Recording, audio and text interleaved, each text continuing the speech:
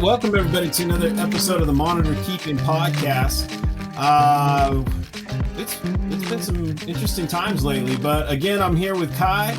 We have a guest today that I'll let Kai introduce. Kai, your camera was... Yeah, there you go. Go ahead, buddy. Jump in. All right. Welcome back, you guys. We're just really just taking another little break from doing all the monitor stuff and trying to make another episode for you guys. Thank you guys for tuning in and everything like that. Today we got Grant. How do you pronounce your last name again? It's McAdow, right? McAdow. Yeah. So I make sure that you capitalize that A. All right, Alan. Yeah, McAdow. All right. I got it. All right. Now as far as Grant, I've been in communication with you for maybe the last year or two, right? About a lot of I would say about 2 years. Grasshopper stuff. And so you're getting into a lot of the cool species too. And I'm pretty sure there's always a lot of questions that you want to ask. And I can't always get to them. I try to, but we'll try to post them here for some of the people that may have relatable questions. But yeah, man, if you feel like giving a little introduction about yourself and what you keep and stuff like that, that'd be great. My name's Grant. I originate from Cincinnati, Ohio. I got into reptiles, I want to say 4 to 5 years ago, but I was into all sorts of animals. I mean, I've had foxes, rats, all sorts of stuff. So I've been into animals probably for the last 10 years. What I currently keep is all over the spectrum. I have 7 different species of varanids, and then I have 5 or 6 other species that I keep, anywhere from small little horned lizards that can be 6 inches long, anywhere up to dwarf caimans and Schneider caimans. Oh, nice. It's a pretty wide collection there. I wanted what you couldn't find in a pet store. Been there. That gets you in trouble. As most of us have been. That's nice, man. So yeah, I know that you had some questions regarding nesting and stuff like that, and I try to get you answers over the phone a little bit, but maybe we could get into those or whatever questions that you really had that you think other people might be able to relate to. We can definitely go over those. Well, so lately with the nesting, why that has become a big thing for me now is I have already a pair of Asian water monitors that are roughly 3.5, 4 feet long, so they're getting there. And then on the way that I should be getting here in the next month or so is a pair of pastel Dorianis from Robert Harrelson, which I guess were originally imported by Chris Foley. Yeah. So, those are nice animals. I know which ones you're talking about. They're very nice. I'm looking forward to them. Now, I already own one of my own Dorianis, but it is I'm not familiar with the locales, although I'd like to get more familiar with all the locales, even if it's just a setup for even more advanced keeping. It's more of the typical blue tail, right, that you have, the first one? Yeah, the typical is what I already own. And then what's coming in is the orange spot pastels. The female for sure is pastel. I don't know about the male. Yeah, they call those darker ones either like sarong or something like that. I totally forget exactly too. Don't get me wrong.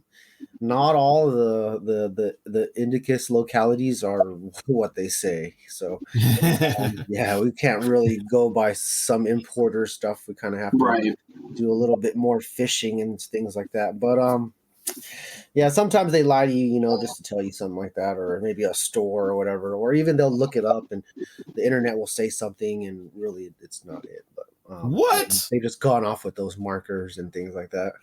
But yeah, man, the Dorianis are a really cool thing. I wish more people would put their foot into it and really focus on the couple species that are really hard to breed. And there's not too many big adult Dorianises out there. So to get to see what those pastels really look like in 5 years from now, that's a hard one. I haven't seen too many big adults. I think the only ones I've seen Anthony Zanes has as far as the adult pastels. I think Hannibal has has Hannibal Coalfield has a really big tame one, but that's really nice too. But yeah, Now, man, not too many more that I've seen that are tame like that. And yeah, I wonder where all those animals that Anthony had went. Since he's been out. I know he kind of slowly got rid of them to other people, but there was a couple animals he had that were extremely docile. That if you were to plug and play with that animal, it'd be a great additive to your project. He was a tame male, wasn't ugly or dark or crazy mean or anything like that. He was actually quite gorgeous. And if utilized, he probably would have been a great animal to use to work with. Because breeding the Dorianus and things like that, I think some people think about it like other like Ackies, or not to say that people just are thinking that they're easy like Ackies, but they go into it with kind of that mindset where like all these other monitors are very similar, so I'm going to try these same tactics. And there's not a lot of tactics to use, so I understand why they're going to utilize what's already been given, and what's already been used for other species. But what you want to realize with these like deep jungle monitor lizards like Rudicolous or other types of mangrove types, man, they basically are really hard to get down, really hard to track in the wild, really hard to watch and do things. And then even in captivity, they kind of translate to you've seen how shy some of them are. They hide and hide and hide and hide. Yep. Basically, it makes it very difficult for us to really observe anything. So it's a balance, man, between sure giving them a nice cage, but also really working with them and getting them used to you, getting them used to each other. If you can get that part down, everything else is kind of simple. The breeding and the laying, all that is all that's all built in later. But the actual cohesiveness or compatibility between the two animals you want to work with, like they can seem fine when they're young, but man, when they're like partially sexually mature or they want to prove themselves, then all of a sudden it changes again, and then you gotta have to teach them how to really do things. So yeah, man, it can be really tricky getting to breed Dorianus or any of these harder mangrove types, and yeah, it's a tough one. I wish more and more people are going to be jumping into it like you guys, because you guys have a fair amount of Dorianus now between the two of you. So it'd be something to see in the next couple of years, man. Maybe not in 2 years because they'll be barely sexually mature then. Most of the Indicus complex stuff doesn't really mature until a little bit later, maybe like 2-3 years. Now, is that Kai, in your experience with yours, is that maturity as far as actual sexual maturity or size wise? I've gotten them to size, and they still aren't ready. Gotcha. I was asking because mine are specifically the younger two are just like exploding in size right now. Yeah. I think it's when you're looking at it, when the pattern is basically done fragmenting, they're sort of not done growing, but they're there now. Okay. That's where I'm looking at it. When my animals are basically completely done with the black pigment separation, and they're onto the last couple stages of the ontogenic pattern changing, right? Yeah. Once that fully spreads, I think they become more mature. But that happens all along with the size growth as well. They're going to hit 3 feet, 4 feet. Some will even hit 5 feet without a problem. So I really think the 2 to 3 foot mark is like subadult, Okay. Barely there. So don't get me wrong, they can possibly lay eggs, but I don't find I find most of my Indicus stuff not really viable until a little later. Gotcha. Like the Kimberleys and Aussie stuff, man, I found ready to be breeding within the year, right? Something like that, year and a half. Some even sooner, like Aki's as young as 8 months, Argus as young as 8 months. But with the mangrove stuff, yeah, I've had to wait. I've looked at it in a year, and the animal's still pretty small. So what am I really going to do, and I don't stunt them. I feed them steady. So, there isn't to say that I'm just holding them back from what they have as potential, and I'm not rushing. You don't want to rush them into breeding just by feeding them a ton and expecting these results. I just hang on to them as pets, hang on to them for a while, get to learn them. It takes a long time, Grant. Most people take a year or two. They put that as their goal set, right? Mm-hmm. And in that time frame, you're possibly just growing stuff up, so that first few years is just learning, Right. and, Spectating. right. And so when people think about it, that's a 6 to 10 year project if you're already waiting 2 to 3 years just to get to breed, Mm-hmm. It can be several years just to learn the whole process, plugging them in. Me right now, I'm taking the time just to plug them in, I got them probably as subadults from Michael Cole. They're small, so they're kind of mature a little bit faster since they'll hit that size faster. But yeah, they're not really doing much until they're 2 to 3 years old, and then there's a few more steps after that to really get them to lay. But that's another small topic, when you're there. Right now, it's really just compatibility between the animals that you do have eventually. Yeah. I'm trying to look up some old or Dorianus pictures of adults. Yeah, there's not that many. Yeah, no, it's hard to see them. And honestly, I think they what we think sometimes is the younger pastels, they actually do change A lot. again. Yeah, and get some of those darker colors back, the blacks, but it's not as like it's the base color anymore. It's it's like fragments. a spider web. Yeah. I call it the matrix of the patterning. Right. And so maybe we're just misidentifying them as far as we see them come in as babies and juveniles with this really intense pastel on them. And then we don't make the connection in their adult form that, okay, these are the same animals. It's just they're, this is how they look as adults. So maybe there's a little bit of that going on. Yeah. So what's weird is most of all like peach throats or Dorianus or Indicus, Melanus, all of them are born really dark with little yellow spots, right? Or little dots. Yeah. And then the dots that you see are gonna be the sheen that appears over the animal, right? The color that it throws off.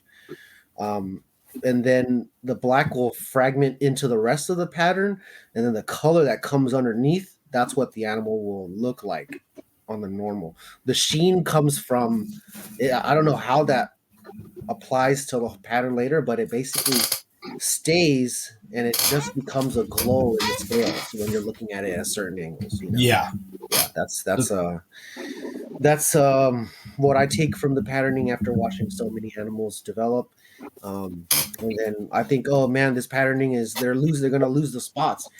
The spots stay, they're just fragmented very much smaller, and then that pattern transfers to the rest of the scales. It's really cool. That's what I'm seeing now with some of those. So that's why I'm asking. I'm like, okay, I'm seeing a kind of a second phase coming on, or maybe a third phase. I've almost 3 phases. Yeah. I've never really seen Dorianus do the full change like later on. I've had raised a couple, but man, it's like, it's so different. And then you have like the orange spots that kind of keep those spots a lot more. Mm-hmm. So yeah, then there's totally different types of looks of Dorianus. I think there's several that come into the United States now. Yeah. Gonna say, if you want to see that big adult pair of pastels, Anthony's been very active on his YouTube lately, and he posted a video of adult pastels with their good to know. They got their deeper contrast back. Anthony Sains or Anthony someone else? Zanes. He's back online? He's been very active on YouTube lately. In the last 2 weeks, he's posted 3 or 4 videos. Oh, so he's still alive out there? Yeah, he's been posting his Dorianus and his Melinus. His patternless Melinus.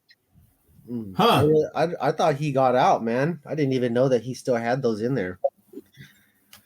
Last I heard, he was like completely out or something from other people, and he just sold everything.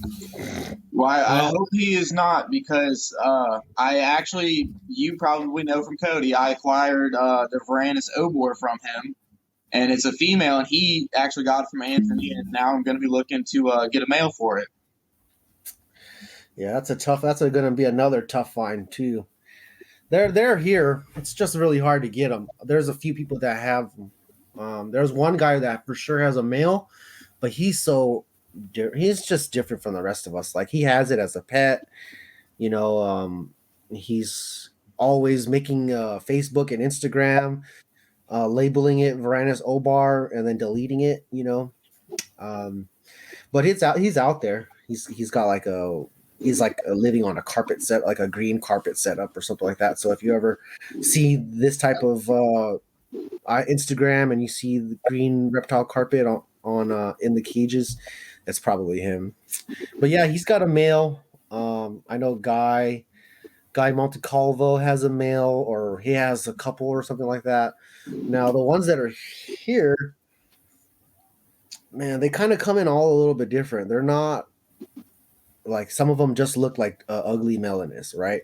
And then some of them really look like, some look like really good Obars where they're pretty dark with an orange muzzle, like a torch monitor that really looks like it. And then there's the ones that have the calico face that we rarely get. I don't think I've seen many in the United States at all. I've seen like one really light one, but I don't think it was the calico. And then they have the calico that's in that's in Indonesia that they won't see here. And yeah, man, a lot of odd stuff. Definitely. All right, well, back to where I was at with the breeding and nesting and whatnot. So I don't know if you're aware, I keep a lot of indicus these days. That abnormal peach throat, the Hymelinus, the Dorianus, though, and then I would say Obar falls sort of along the lines of the indicus. So yeah, it's an indicus for sure. So I'm definitely going the indicus route. I'll definitely be bothering you a lot for all of that. So the first question is, how deep of a substrate do you normally recommend when it comes to these? 1 foot minimum, but 15 to 2 feet seems like it gives them a lot more workable room. When I talk about workable space, I've had to do this calculations myself, and I honestly, I don't know if they're right at all the way I'm kind of doing it, but I'm looking at the size of the lizard, and then I'm basically utilizing its length, and then making sure that the nest bin is roughly double its length, and then at least its length in width, and then the same within height. So if the lizard is 2 feet, my nest bins are roughly 3 to 4 feet long, 2 feet wide, and 2 feet tall. Not everybody else is going to be doing that, but that's for me and the indicus stuff. That's what works the best. Now, I was using these bins that were like 18 by 15 by 15, and the monitors themselves are now 24 to 30 inches, and they're basically, I'd say, not happy with their bins. Although I, kind of copied the same technique and the same mathematics that I've done before with what I did with mangrove, like the Solomon Island mangroves, and try to do it with these guys. Now, it kind of did work, but then they were having troubles with getting used to the bins after the second or third clutch. I've noticed they'd go and take forever to lay. Now with these in-floor heated nesting areas that I have that are no longer bins, they're basically going down and then laying and back up the same day without without searching and taking hours and hours. So what they'll do is they'll go and dig, basically move all that, search around with their muzzle. If it's not good enough in temperature wise, they'll go to a different area, look around some more, move another mound of dirt. It could get tiring. They'll do it, but it'll get really tiring. And so you'll then be seeing the animal in somewhat of complications, maybe not of laying complications, it's just frustration. And she's just kind of like, all right, where am I going to lay? They do this just figuring it out, but when these animals are honed into it and they seem to still have trouble, there's something up with your nesting. And so, for me, I'm going with this because I'm giving them the best option that I can at the moment, which is basically a bunch of soil to have options. The biggest gradient option. Right. And so in the bin, you're limited with just the left to right or side to side gradient, with much more mass and volume of soil and sand and water and all that. I have that's in the cage now without the nest bin. They have, from left to right, top to bottom, and all like front to back, all with a few feet to work with rather than just 18 inches back and forth, up and down, side to side, like in a bin. So there's a lot more options. And then I have a lot more workable space for myself too. I can add more logs because in a bin, you can only really add maybe one tube or so. And then the rest of it is actual space for her to do stuff, right? I put in tubes and stuff like that for them to lay into because it gives structural support for the nest bin. So it gives them more comfort while they're laying. And then it gives them more assurance on where they're going to be at. And so they'll typically lay a lot better and faster. So it can be a little challenging. It's really challenging to upkeep and maintain. So if you have, if I'm calculating, I put in 4 or 5 bags of sand. So that's 200, 300 pounds already. And then that's a bunch of soil on top of that. And almost not in the same amount of weight because the same sheer size and volume is still a lot lighter, but you can just imagine how much soil is in there as well. And then you've got a few pitchers of water. All right, and you're going and saturating that soil, so it's like the stuff at the beach when you dig down, and so when you're turning that, it takes a lot of muscle, when you gotta really shuffle it from one side. And what I'm doing every month, not only am I checking for eggs because I have to, right? So I then dig it and I turn all the soil from what's at the bottom. I flip it and rotate it, and then I add water back into it if I think that it's not holding well enough. And that's me checking it for the next month or two that I'm going to be leaving that alone.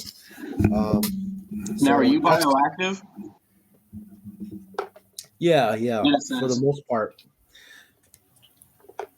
So I have a ton of stupid racist beetles. And then I have some. Are you not worried about any of those eating the eggs or gnawing on the eggs? No, I haven't yet, and I left some there to see if they would. And the eggs are still the bad eggs are still there. Yeah. So they haven't gotten down to them yet. I'm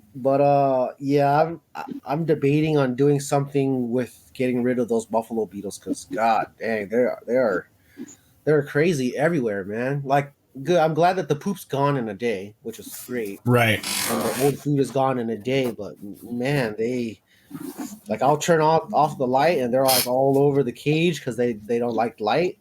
And so they'll come out and then let's say if I drop a piece of chick or whatever on the cage floor, man, they're just swarming all over it. So I realized just how many is in there, and there's just a bunch of micro mealworms. Yeah. It might be hard, but something I found out that worked, and it's a lot easier for me than you right now, is that I would take some of the smaller like containers that I have that I made the raise up cages out of. I could take those into the other warehouse and drop one of those no pest strips in there, like cut it up, drop a piece in there, and I just let it sit for a week. Come back, and all those beetles are dead. So that worked. There's no animal in there, right? Of course, no animal. And there's not even an animal right now in that side of the warehouse. So they're separated by like a solid wall. Yeah.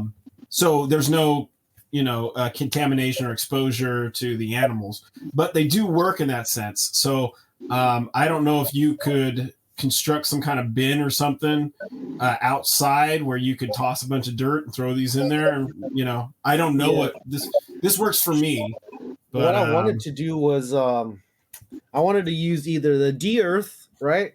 That I forget what it even stands for, but it's I forget that word, but it's called D-Earth, and it's soil, expensive soil that'll kill bugs. So if I put it in there, it'll also kill the isopods. I'm not too worried about the isopods because I can just easily reculture those, right? But I'm worried that it'll do something to my monitor, so I have to really do more research on the D-Earth and if people have used it in their enclosure without a problem. And then my second thing, I wanted to create this little bowl that was an upside down dome, right, with a bunch of little holes on the. It'll be buried sort of, but there'll be holes for the worms and beetles to get into, and they slide into the thing with food down at the bottom of it. You can't really get out. Capture. They'll be like, you know, smelly, bloody, whatever. Yeah. And I'm hoping that it'll attract them to go into there, and that way I could take most out, and that way it'll be like a battle. But dang, I don't even want to do that. Yeah, it's like it's crazy because I don't know how these beetles get to everywhere, but apparently they're flying when they have a chance, and they'll fly to another area, and they're probably smelling out whatever's dead or like whatever poop or food matter is left around. Yeah. And then, yeah, man, but they're in every cage now. Even the cages that are extremely dry, like I don't know how they live in there. Oh, and they can live for months too, without like any new food source. They can live for months, and they're insane. I'm kind of impressed with them, but yeah. I didn't realize they were this bad ever. Right. This is it came in with crickets and they never left. Yeah. Start introducing wild anoles. Man, they wouldn't even live. My monitors love anoles. They're like favorite food because whenever I buy them by like the 5-10 count, they're gone in that day. You know what's funny? Give it to my girls. I usually give it to the girls. I've tried to test out other things like I have brown and black widows everywhere. I've actually let them stay in the lizard cages because they don't seem to really bug the lizards. Yeah. But they don't eat those buffalo beetles either. No. So so I'm like, what the heck good are you guys for? Yeah. Get out of here if you're not going to do anything for me. At least catch them in your web and kill them, you know. But yeah, you know what's really crazy? So I do have a spider that lives in one of my cages, right? It went down into the tray and it pulled up a piece of pinky and it took it back into its web with it. It was the most metalist thing I've ever seen, dude. Yeah. It's crazy. I tried to get a video of it, but when I took it, the video is just so blurry because the cage is so dark. Yeah. But yeah, man. I just want to get rid of these beetles. And the sucky truth is that I'd have to get rid of freaking tons of soil, a whole ton of soil. I like your live capture idea because if you know anybody else with small lizard, bearded dragons, or small gammas, they would destroy all them buffalo beetles. Yeah. Do they eat them? They'll eat them. They eat the micro they eat the micro mealworms too. Yeah, find a little market for that, sell them. You can start selling them with your grasshoppers, man. No, man. Do you think bluebellies would eat them? Because I'll go catch a ton of bluebellies. Oh yeah. Yeah. All right. It's something to do. To move on to that next question, heating as far as nesting goes. So I was recapping on a few of the videos you guys have done, or podcasts. One of them being with Ryan McVeigh and the UV, how there's 3 different spectrums for UV. Well, going through BioDudes just to see what he's produced lately, I stumbled across the heating one. Are you guys aware of the 3 different heating types, and do you utilize the different heating types? Right now, so I have like my own little ongoing experiment set up. So I'm using LED UVB bulbs. I'm using the standard like tube LED tubes and compacts, and then I'm also using the what would you call them, like a mercury vapor type of heating and UVB bulb.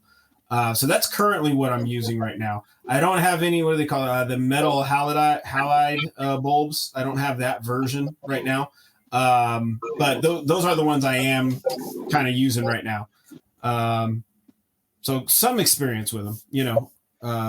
But what was the question specifically? Like, do they work or No?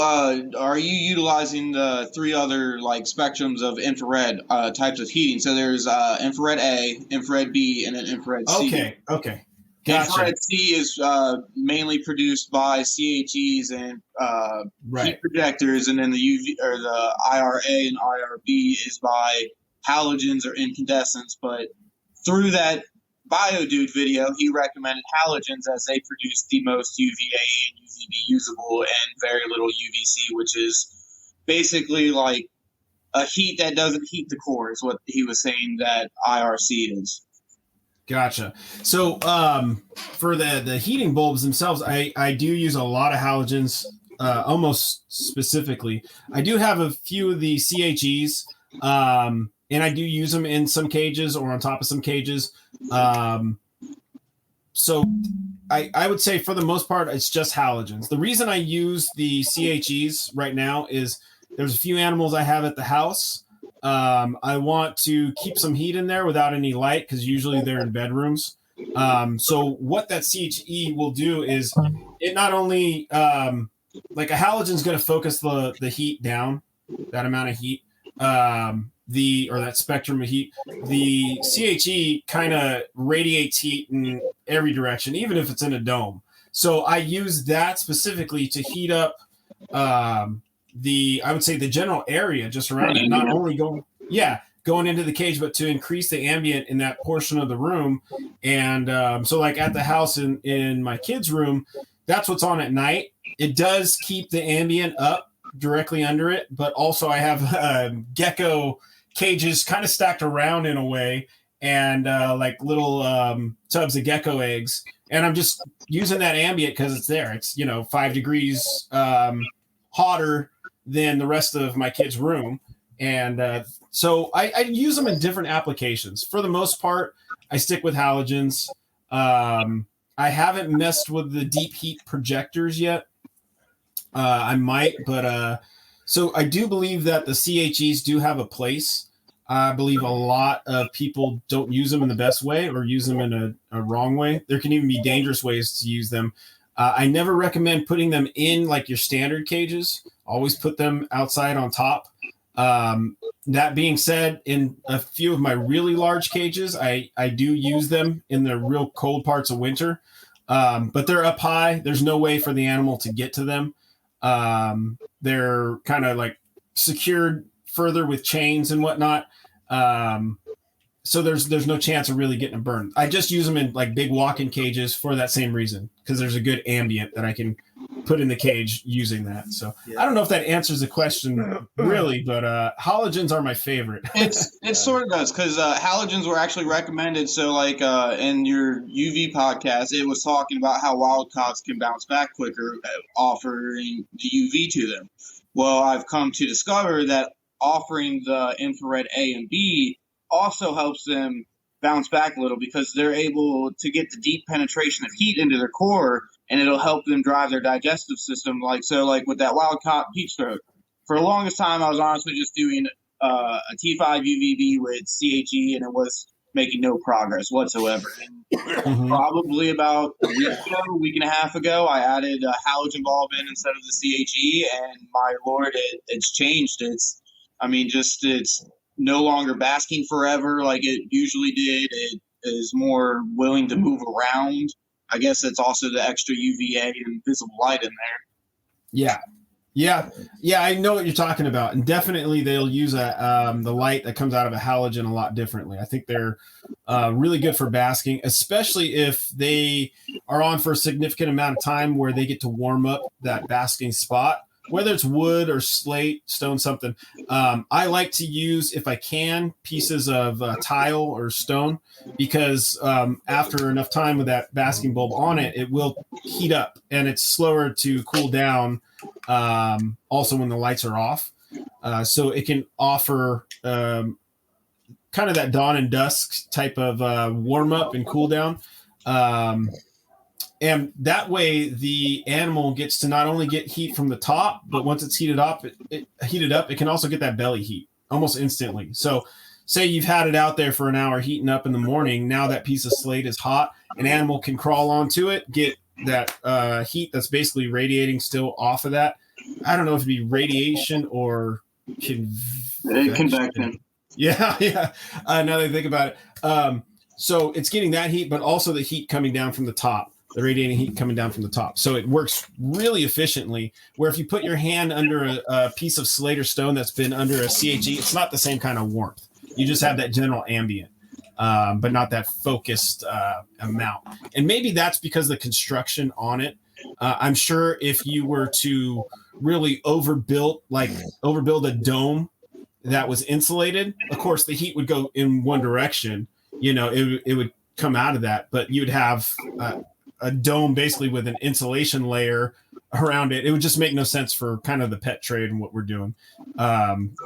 Whereas the natural design of a halogen is going to focus that heat downward. Now, to someone like Ryan McVeigh, he might have a different take on that because he's more of an engineer and really understands that stuff. But I'm just, in my simple mind, that's what makes sense to me. But now I do also use the mini halogens, and I really like those as well. I have used standard bulbs, but I don't see the same result I'm looking for in my animals. I don't see them basking the same way. They're great for, again, ambient to heat up, and they can be effective in a dome. But those halogens are my go-to, definitely. I haven't been using. So last year I bought Mercury vapor bulbs by a few types, and I've used a few over the years.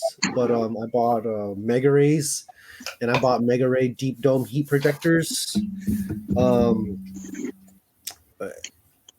I like them if my cages were like 6 to 8 feet tall. Yeah.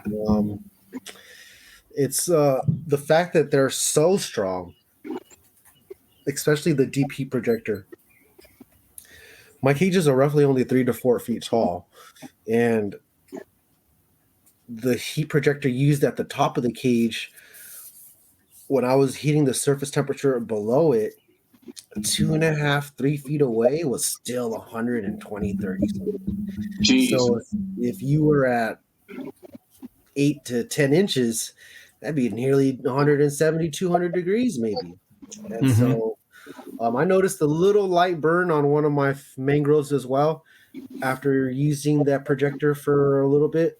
And so I realized it just got too hot for the skin of my monitors. And I took that out immediately. And I realized that it just really needed to be used in a much larger enclosure. Then the Mercury Vapor, the Mega Ray, I like that for the Kimberleys because the 70 watt was basically doing really well within their 4-foot enclosure. But the 70 watt for me, without making the basking spot too close, it's only a good additive slight heat bulb. It's not great. It's not the greatest for surface temperature at all. It's further away from the basking spot just because you're trying to not overdo it with the heat over UV exposure at the same time. They can get kind of hot and you don't want to create a spot burn. What I do with mine is what I did with mine, because I don't have them anymore, but what I do with mine is I took them and I placed them and I used it in addition with another floodlight. That floodlight at the same distance heated that log or basking spot so much better. even at a lesser wattage. So the Mega Ray 70 watt or 75 watt, whatever it was, um, that was really poor with surface temperature, but it did help a little bit with upping the ambient. And then the actual basking temperature with the floodlight right next to it was a lot higher, but the wattage was only 50, 40 and 50 watts. So I didn't really like that. I wanted the whole gradient underneath the bulbs to be 130 rather than it just being really spotty and then it's 119, 120 over here. So I took those out and eventually just swapped it back to my normal game plan of bulbs, which was just floodlights. And so I haven't been using UV for the last several months, maybe even almost a year now, after taking all those products out. It just didn't work out for me in the best way. And then winter came and I had to switch up my bulbs, and so you don't use T5s either? I have a couple in some cages, but I'm not like pushing UV at all. If I want people to understand, if they feel like using it and it's something that they feel like it's more beneficial for them. We've kind of gone over a lot in this on this podcast, just the varieties of people using and not using UVs, and the results they get are just about the same. Well, I think pushing all that calcium also, it helps mediate not having all that UV. Yeah, so I use calcium maybe 90% of my meals, and with the monitors, it's a little bit different than a lot of other lizards. So I get to help with that by utilizing the D3 within the dust that I use. And I dust quite often. Now I've gotten pretty good clutches so far without without UV, and I feel like when I was using UV, I also got some decent clutches as well. So I wouldn't really put it towards UV as being beneficial in fertility and anything like that. It may help with the animal's overall health and stuff, but I don't think it's the key factor to having successful eggs at all. For me, I still got ongoing kind of experiments going on. So right now, something that I've changed up is I have a setup with some baby Ackies where they're not getting any UV, but they are getting calcium with D3, which I've used plenty of times. So that's, even though I've used it, I know it works like that. I'm just setting up that as kind of my standard. And then in the same cage from in a different cage from the same clutch, I have UV and I'm not dusting anything. And I'm doing this for my own experiment just to see what's going to happen. So far between the two, I don't see any difference. So I do suspect that if I fed animals with no UV, no kind of calcium dust or anything like that, that I would see a difference. I'm not willing to take that risk because I don't want to really endanger anything. As much as I do want to find an answer to this, or I want to see what will happen, I still, I hesitate because I don't want to hurt any animals. But as far as I think I'm doing this to see if there's just different ways to skin a cat, and to see if both can achieve the same goal. Kind of like we're talking about bulbs, we're talking about a halogen type of bulb. I'm sure somebody could accomplish the same task of heating an animal based off of something totally different, whether it was say you had a heat mat with a piece of slate on top of it, and then, for instance, a regular incandescent bulb, or even a CHE, like I said, but you set it up in a different way where they could reach the amount of heat they needed to get. I think there's just different ways to accomplish the same thing. And I see that a lot as far as, food items, whole cage nesting versus nest boxes, even the type of substrate you use. You can accomplish meeting the animal's needs in a lot of different ways. And I think this is just one way. I think they are such adaptable animals that they can easily change and still be viable, still have viable offspring.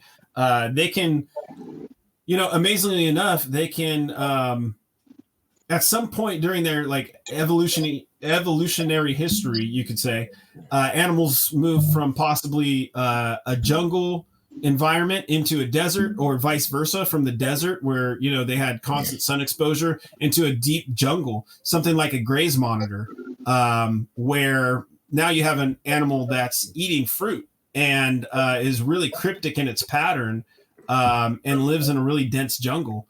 And you got to wonder, how much sunlight does this thing actually get, and how did it adapt? I just think they are such wonderful animals that they have this wide range of tools they can go to accomplish their own needs. And one of the reasons I think some of the indica species have been so successful spreading out to these different islands where they're going to encounter different food sources or different coverage as far as trees, shrubs, hiding places, is because of this same adaptability that's kind of built into them.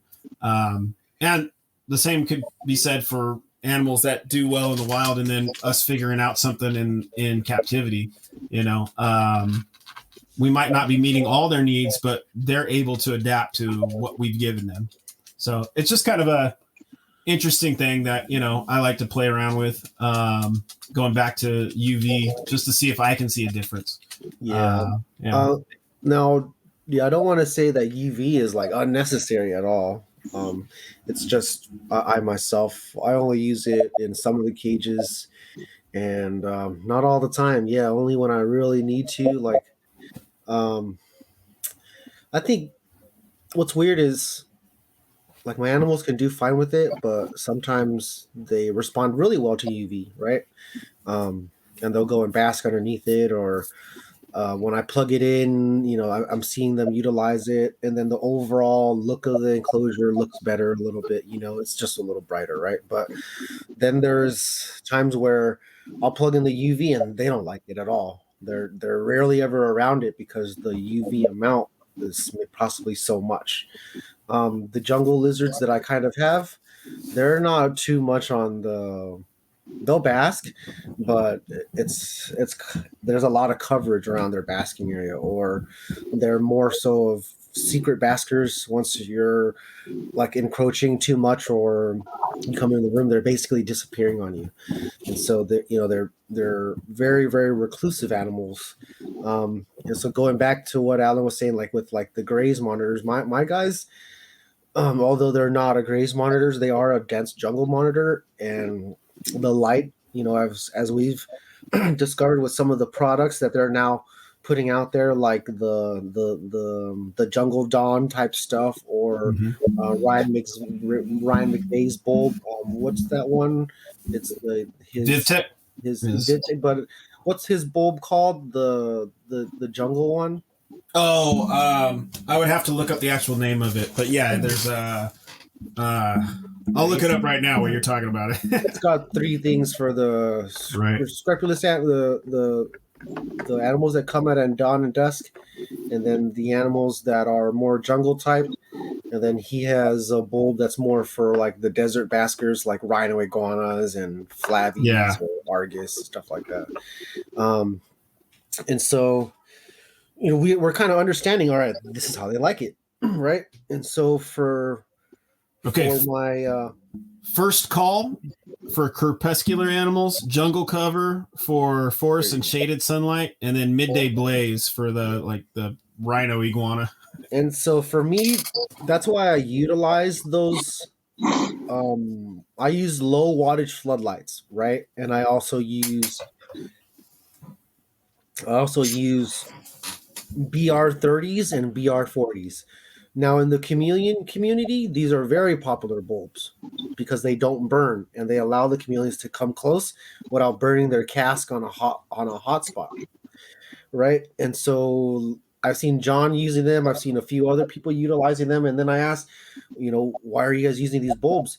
It's because they're allowed to use them in shorter cages, roughly, and then essentially have the animals bask a little closer, a fair amount closer. They're only a few inches away from the bulbs.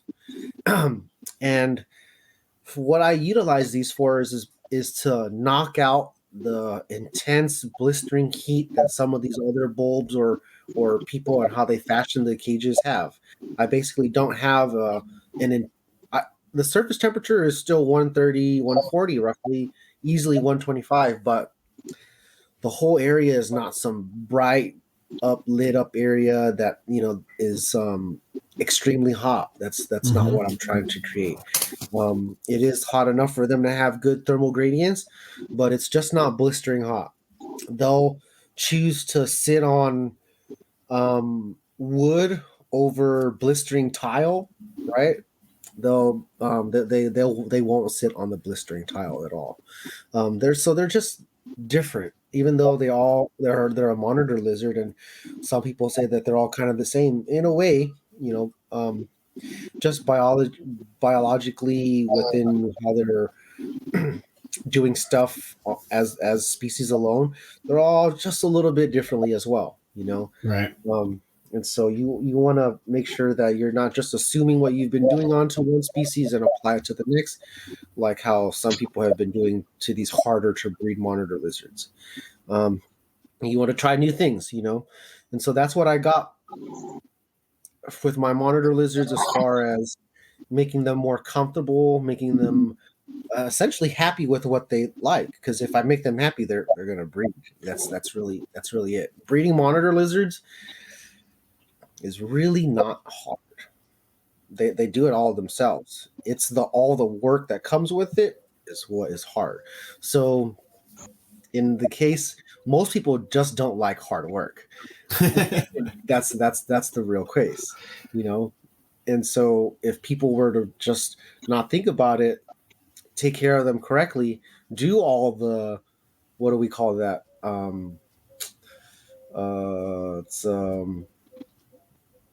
Dang it.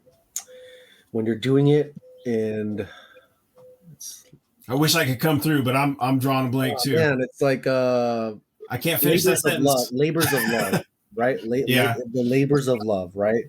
And so this is what you do. And so, hooking them up and having them do the thing, and in 20 to 30 days they'll lay. That's really simple,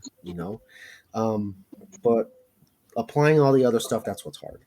Yeah. So if people can apply it in every single little thing, well, so that's what I've come to realize, is that if your monitors enjoy the enclosure, they like the setup, they like how you take care of them, they realize that you are taking care of them.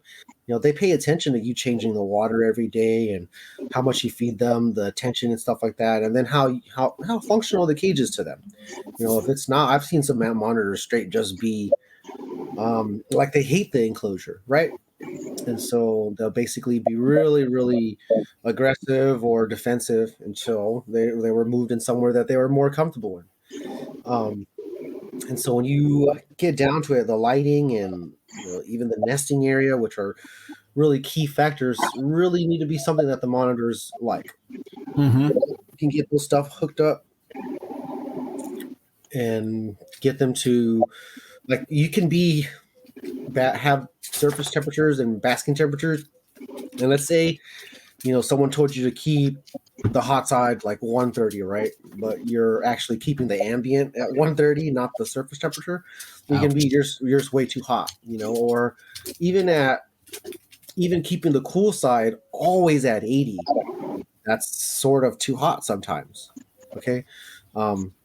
So if you're allowing the cage to drop down just a little bit, and it'll naturally do it itself, if you were to allow the cool side to get to 70, 75, right, that then the midsection that was once 88, 90 is now 82, 85, right? And then the hotter side that was once 95, 97 is now 92.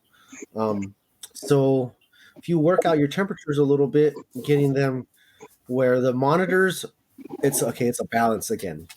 They're basking, but they're not just sitting there all day, right? So those are good signs.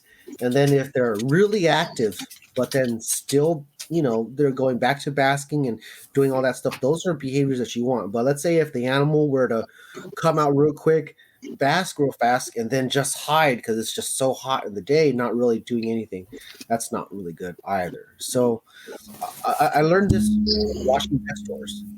Some pet stores will kind of not heat their enclosures extremely hot just to bring out animals more. Yeah.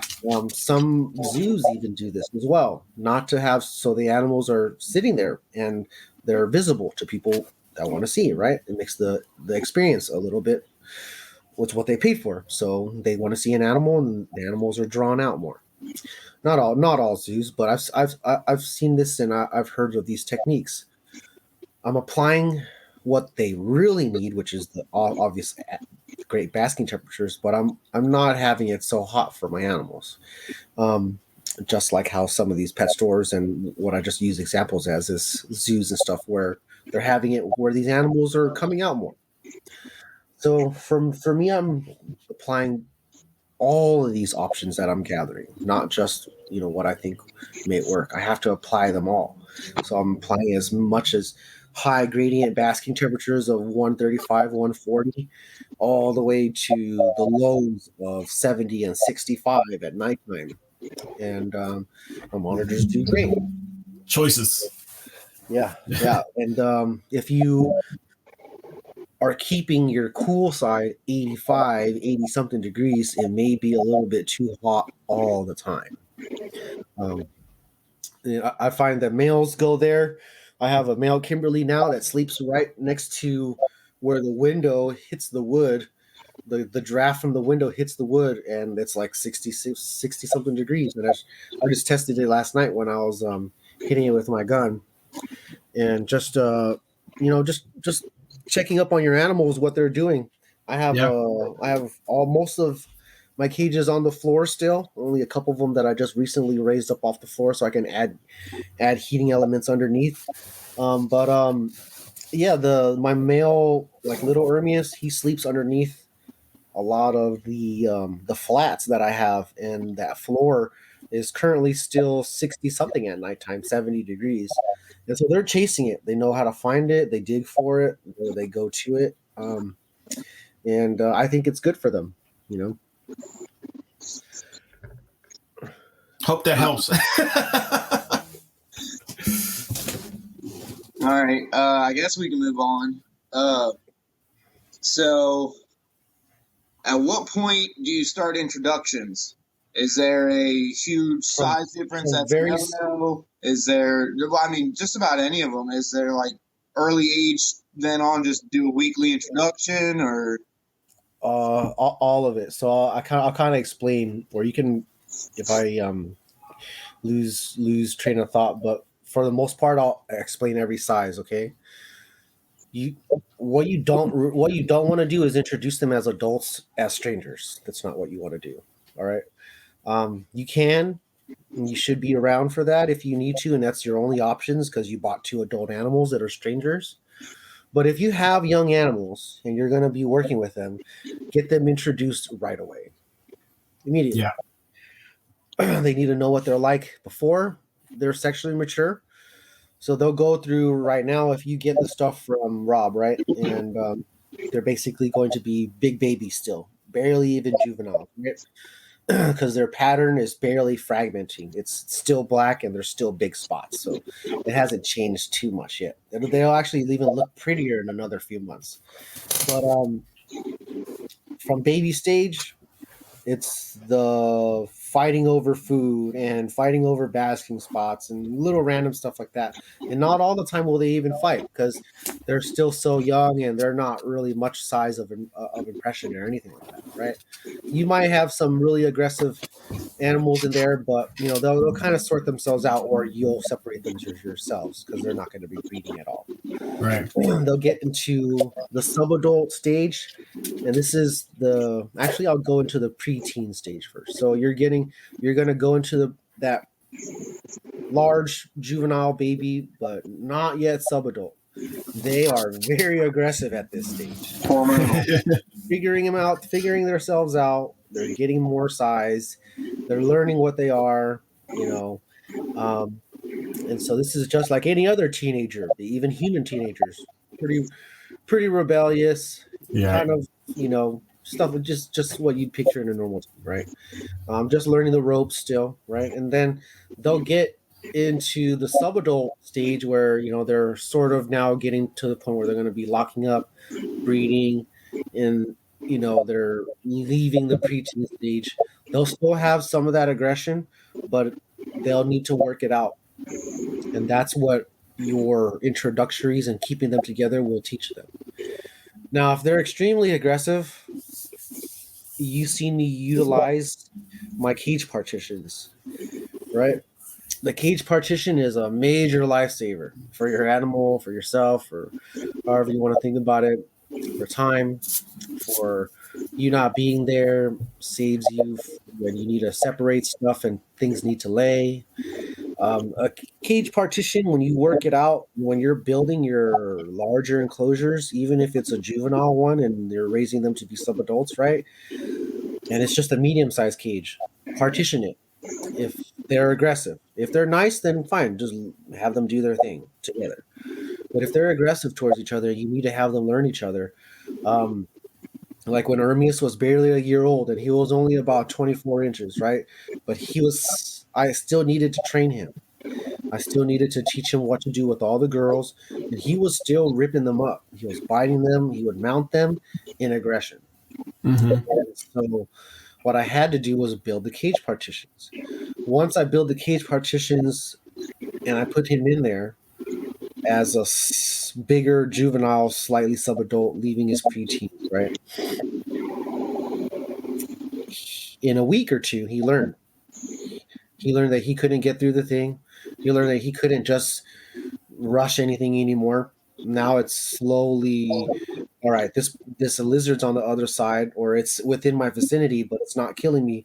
And so they're going to calm down a little bit. They'll get to know each other and hopefully basically get to the next step, which is being compatible within the same cage, within the same space. Now little Ermias is 2 years old. Fast forward a little bit, and he's now a bigger subadult. Not exactly an adult, but he's there. He's breeding, and he's no longer biting females like that. And he knows how to just do the regular head twitches, and rather than doing anything crazy aggressive. And if they are, it's typically the other one being mean to him. And he's really good that he just backs off and does something. Nice. And so with the cage partition, it'll give you you're limited on a couple things because you're also limited because they can't get to each other if they really need to. Okay. And that's the breeding time. So if they really need to get to each other and they can't get to each other, well, then a lot of your stuff is then going to waste as well, all your efforts, right? So for me, it's like you have to scared money don't make no money, right? So I have to allow the female to get to the other side, or I have to allow the male to get to the other side. So in my cage partition, I have a little latch door that I lift open or I unlatch, and I allow them to go back and forth. I only do this when I think she's cycling and I see that she's doing the belly thing, and I fed her a lot. She seems to just look so big, right? And then I think I'm cued in. Those are my signs. Right now, this female just laid. Those eggs weren't good, but I pulled 3 eggs out of the ground last week. And so right now, even though what a lot of people do would maybe enter the female back in, I'm leaning out this female so that way she's going to be prepared for the next time I give her some crazy protein and fat bomb. Okay, whenever I do that next, hopefully she'll be triggered again. But what I'm doing is keeping her so lean, even after she just laid, right? I'm feeding her very small meals, a ton of calcium on those meals, so she still is getting sustenance back into her, but she's not preparing for a whole nother clutch, right? And so now what I'm doing is waiting for them to I guess they say you'll know, when the male is ready, or you'll know when it's time, because they'll be relentless at getting to the other side. Yes. They'll be digging and digging and ripping at the cage, and this thing is pulling out the metal, bending, literally trying to bend through the little latch door because he knows that's how to get in, and so I try to pay attention to that, and if those are the signs that they're giving me, then I'll unlatch. Don't get me wrong, I've unlatched it, and she went over there, and he also ripped off her tail one time. So it's like it's not always is these signs that I'm telling you are for sure. Sometimes I could have misread it, and he wanted to kill her, but I let him in. So it's if the female is really nice and thick and fat, and she seems to be doing all these signs, and the male's getting over there, and they're not fighting, and he's not biting her, then okay, leave them. But if these will be the signs now, more signs for you, okay? So if they're again fighting, or he's biting her, and there's blood and stuff involved, or a lot of tearing, you don't want that. So pull him out or scare him back to the other side, or whatever you need to do, and lock that thing back up. Real quick, I don't know if something changed, but I'm hearing a lot of distortion or feedback. I have no idea. Maybe Grant, did you change anything? I put a charger into my phone, so my phone didn't die. Oh, that actually might be it. But if you got to charge your phone, you got to charge your phone. Something Kai touched on is that teenage phase is usually when I've seen some weird aggression or weird behavior. And I won't say it's weird. It's probably actually normal to them. But we have, we're dealing with the constraints of captivity. We have walls on our cages, where out in the wild, an animal could just run away into another hole, be out of the area. We don't allow them that. So we take that away from them just by nature of captivity. Recently, I don't argue a lot on the internet, just so people know. But I posted a picture of, I had basically this tile that was covered in blood because I had two young Tristas that have been raised together their entire lives, from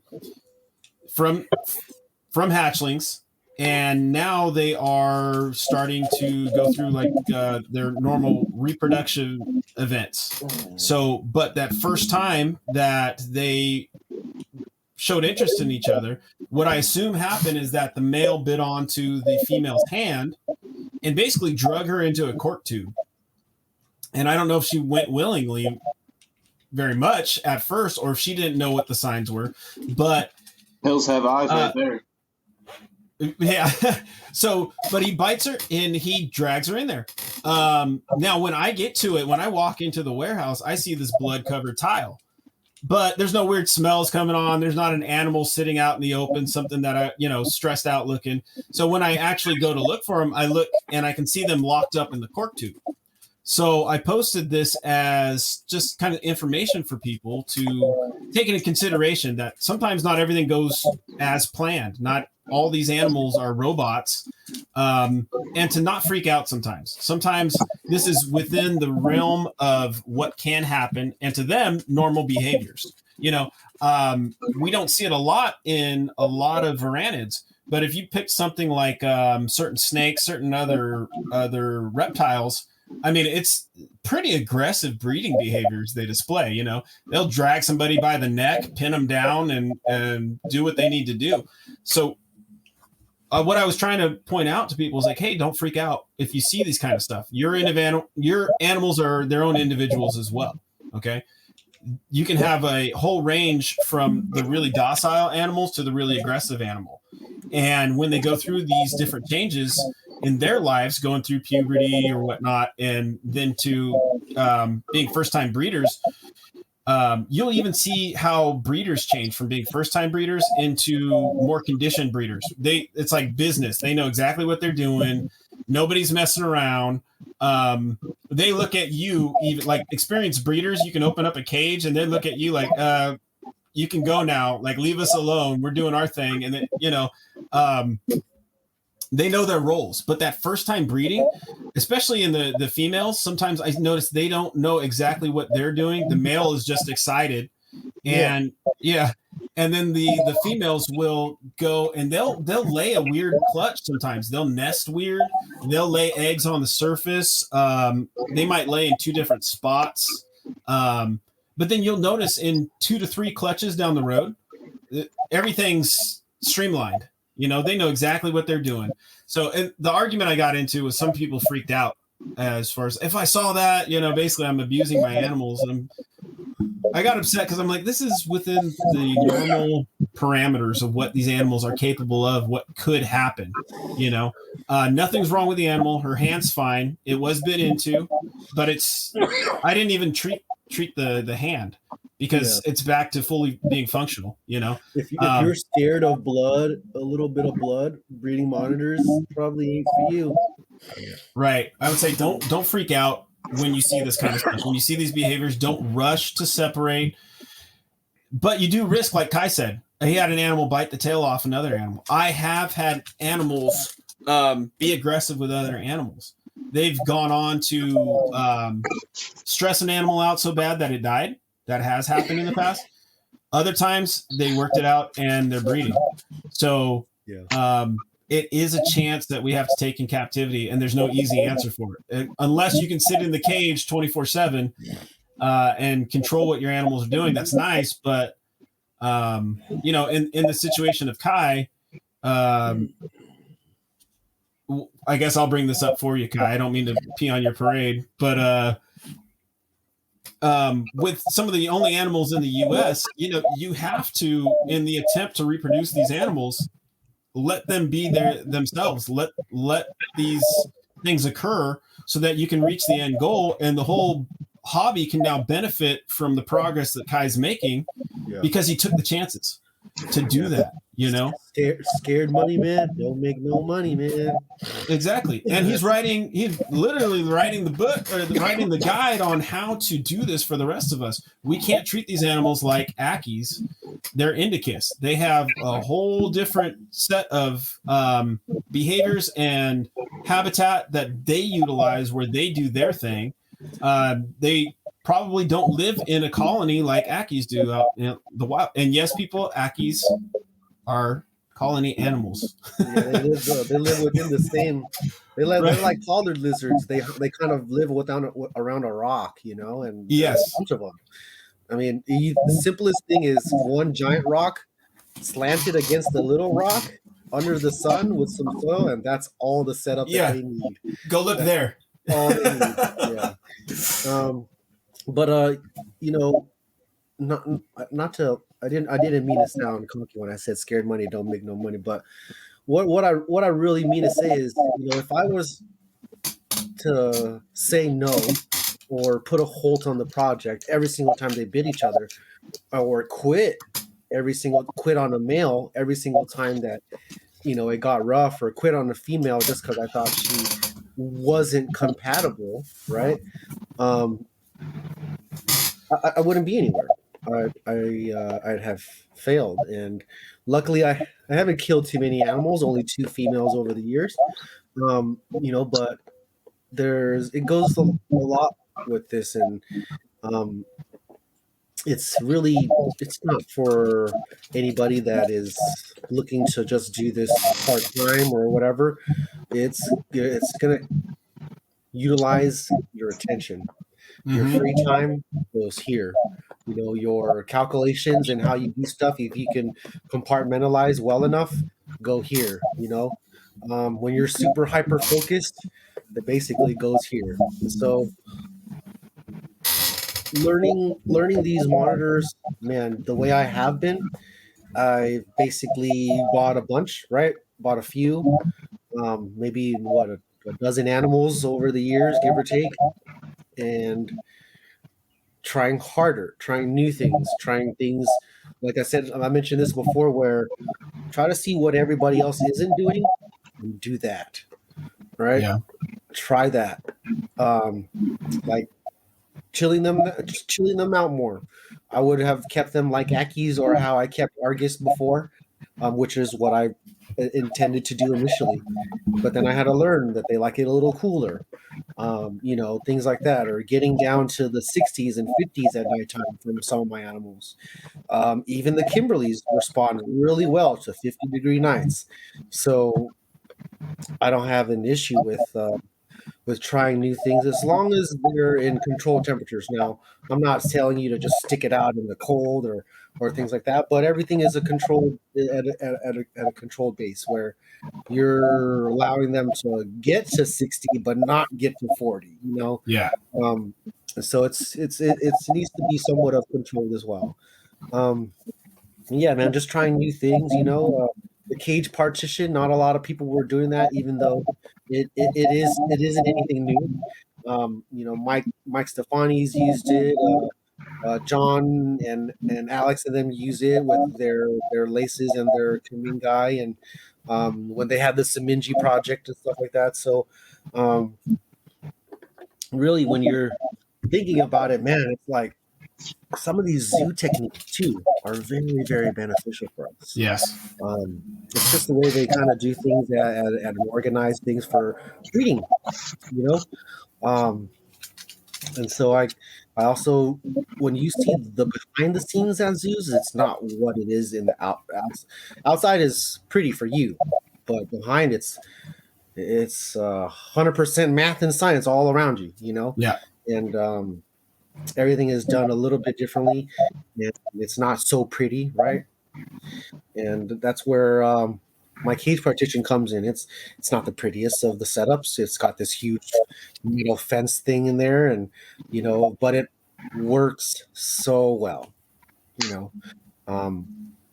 in everything. So Yeah. when you're doing your stuff and you're doing Doriana stuff later on, man, it'd be great. It'll work out for your O-bar, because I know your O-bar aren't going to be nice to each other. It'll work. Oh, wait, we got a special guest coming in the picture. Kai, you're not the only one with a cat anymore. Oh, nice. It's a white cat. It's a nice white cat. She's crazy. She's been bouncing off my walls. Yeah, man, that's a nice one. Well, shoot, we have a white cat like that up front. Her name's a meringue. Yeah, dude, Belle's. I bought this cat basket for Belle. I don't think you can. Oh no, you can't see it. But it's the traditional basket that they have, like these stuffed kitties in that they sell. Yeah, man, she's actually been in that thing for days. Hasn't really. Nice. Yeah. For the podcast. She's not bothering us today, man. Typically, she just sits right here and just waits for me to introduce her. Yep. You could say this is the first one out of like the last 5 that she hasn't made an appearance. Yeah. I think it's my voice. That's what I think. No. She don't want nothing to do with you now. Yeah, man. She's resting. But yeah, getting back to the just when you're getting to pairing off all your stuff later. Now, all right, you got a lot going on, right?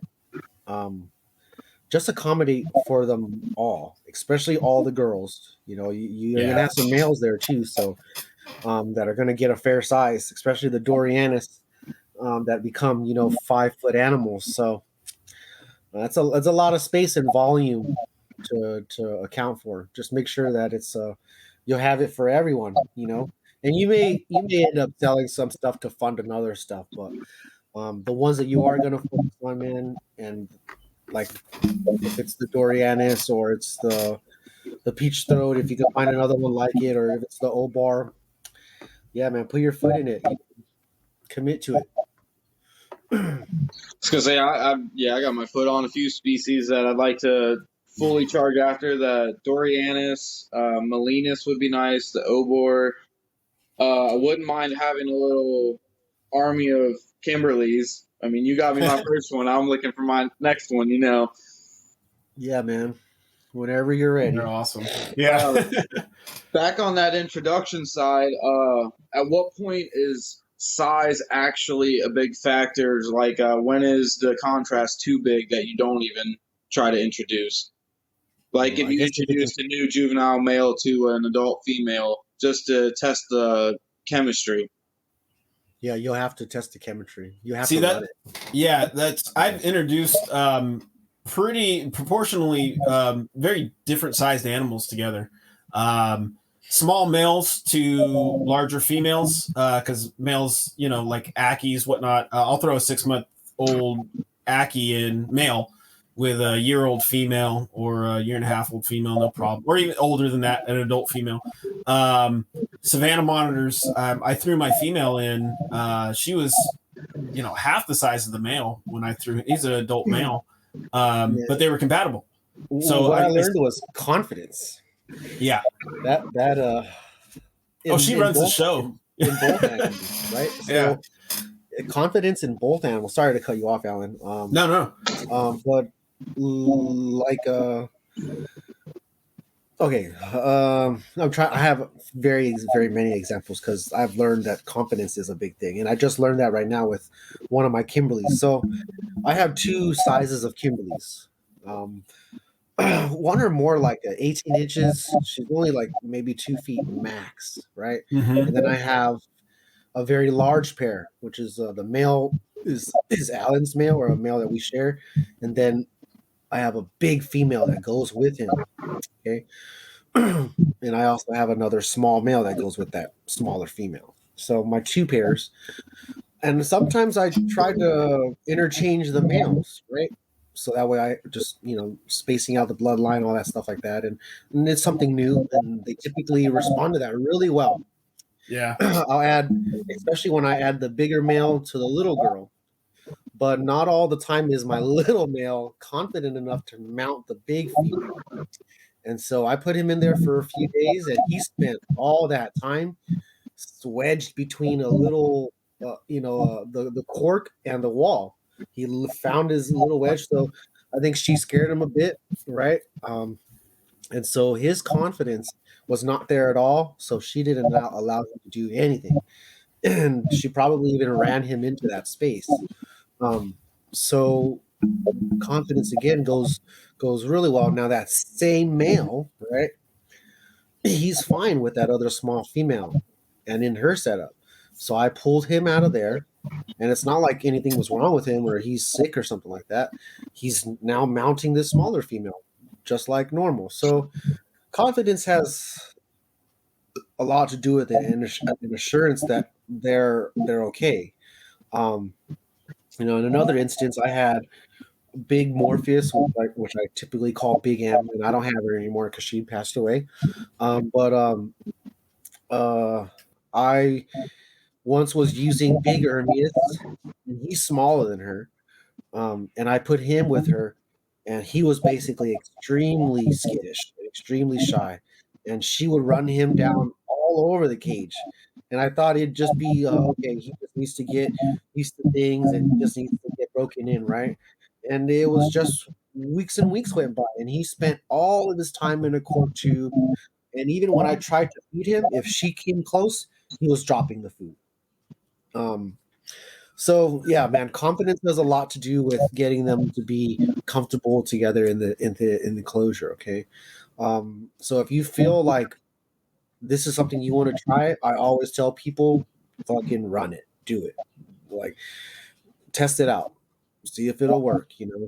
Run I it. also tell them what can happen badly, and they can make the choice themselves. I don't want to just throw people into the fire all blindly and everything like that. But they will have to test it out and see how it is with their specific animals.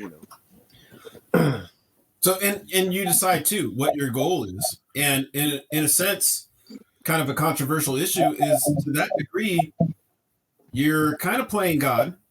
There's going to be the people that say you're responsible for this animal, and you need to treat it the best that you can. That means protecting it from everything. You have to make that decision for yourself. For me, I've made the decision that my goal is to have these animals reproduce. You'll get into the argument that, you're a puppy mill, blah, blah, blah, blah, blah. That's the only goal in life. But I would rather see captive bred Dorianus, especially with the laws changing everything. I would rather see those animals available to the hobby, learn the bumps and take the bumps and bruises, so that in the future you can be the resource to help the people that are coming along. You can provide information because you went through it. Somebody's got to be first. All right. Yeah.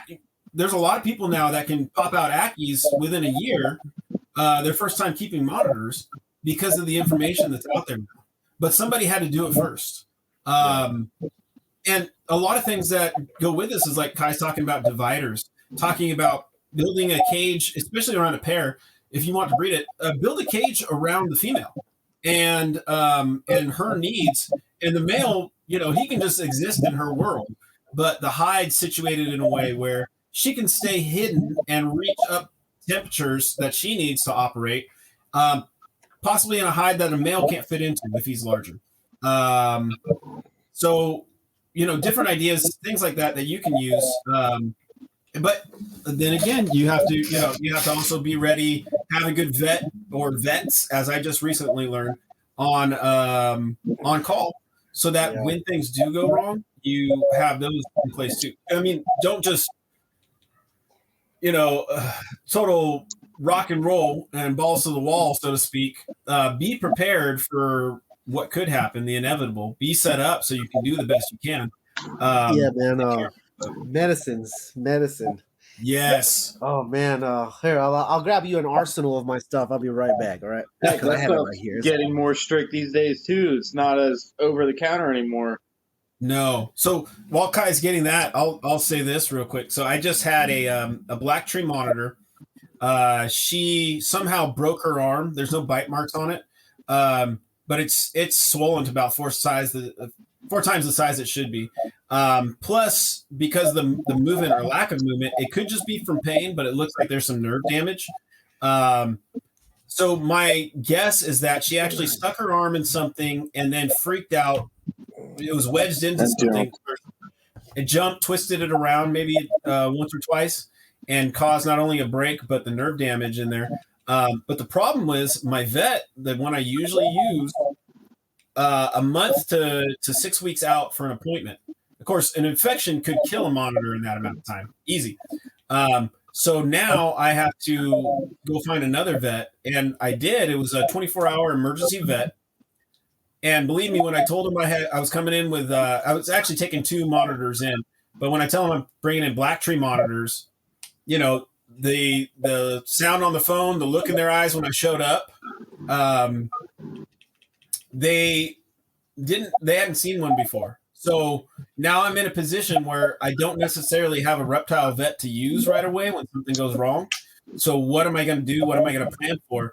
I went in there and, not to get them in trouble, but because of the COVID regulations, but I had to explain some things. I had to be right there. And now a vet knows an animal. It can see a situation. It knows pain medicine, the general stuff that relates to everything.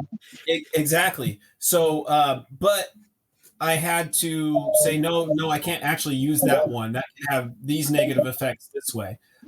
So can you prescribe this? So now, fortunately, I was able to make a connection with another vet or a vet office. The doctors do change in there, but working with the staff, we made some notes in a file for because I signed myself in to this thing. So now,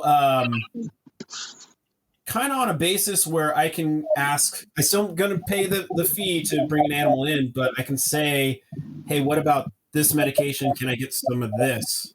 Can I bring some home extra? Because as Kai said, it's hard, or you were saying, Grant, it's hard to get right now. Some of the stuff I've had on hand, but because of the way COVID changed the world with things, it's not easy, and other laws, it's not easy to get a hold of anymore. Not that it was, but much harder now. So, set up for these type of things, have them ready to go. Have even syringes might be hard to get if you have to administer medication with syringes. Syringes are hard to get now because of addicts. Right. So I joke sometimes about going down to San Francisco, picking up a stack of free ones out on the street. Not the used ones, the clean ones. and Yeah, bringing those back. You find clean ones on the street? No. Well, yeah. There's the clean use needle. I won't get political with all that, but I don't put that outside of the realm of possibilities for me. For the animals, I'll make the drive and I'll do what I have to get some syringes if I need them. So, have you two familiarized yourselves with a few of the medications then for these reptiles? yeah. I'm gonna break it down for you right now. So this is the one you're gonna want, right? Basically, I keep them in the freezer, but you can store them somewhere cool. Trying to get this thing out of here, but it's just the typical one with the needle at the tip. Okay, you can see it. Yep. This goes into the arm muscle, the front arm muscle. But if you were to put it in the back leg muscle or the tail muscle, it's also okay. But it works much better in the front arm muscle. Okay. Real Never quick, do it by yourself. Yeah, real quick. So the people that can't see what Kai's doing, it's basically imagine a diabetic needle or what you use for insulin. needle. That size. Yeah, exactly. Yeah. So I recommend you never do this by yourself, unless like your animal is like strapped down or something like that. But that's very rare, right? You're going by the weight and the medication, or a lesser estimation. Okay, I wouldn't never go higher. And then what you're utilizing, you're going to be asking your vet for at-home antibiotics for when you need to treat stuff. Okay, they should be able to suggest something for you, or for your possible problems. You should be able to explain it, and they should be able to give it to you. A lot of times, it'll have to be something would have to actually need it for them to subscribe it to you at home. Not all the time do they just be like, all right, I'll give it to you, whatever. It's got to be for something. So a lot of medications that you mentioned before aren't available over the counter anymore, or at your regular CVS or anything like that. So you have to kind of really navigate, or have something that needs the prescription. Okay, so now getting into the antibiotics, there's quite a few, so we won't really get into that this episode, but we can definitely get into it later on. And all of them are quite different, and it'll really just be what is for the specific needs and the strength and everything like that. If something's not working, maybe they'll try a different one. So that varies, but you want to utilize something like this, and you enter into the muscle. Okay. All right. Now we'll get into some of the very useful stuff, but they're not exactly medicine in a way. They're more of a vitamin or a natural gut healer, or something that helps externally. Okay, so first we're gonna do treating illnesses and all that stuff first, and then we'll treat like gut health. All right, so I have silver cream. Okay, typically doesn't always come like this. It'll come in a little squeeze thing, but sometimes they give it to you like this, right? And I have a few jar of these now. I actually give some away sometimes, but it goes a long way. And this is like a few dollars from the vet. It's called sulfasilvadine, I believe. Magic cream. And it is Silvadine cream, 1%. Okay. So this is very, very useful cream. What's available is also silver cream type gel. That really doesn't work, and it's kind of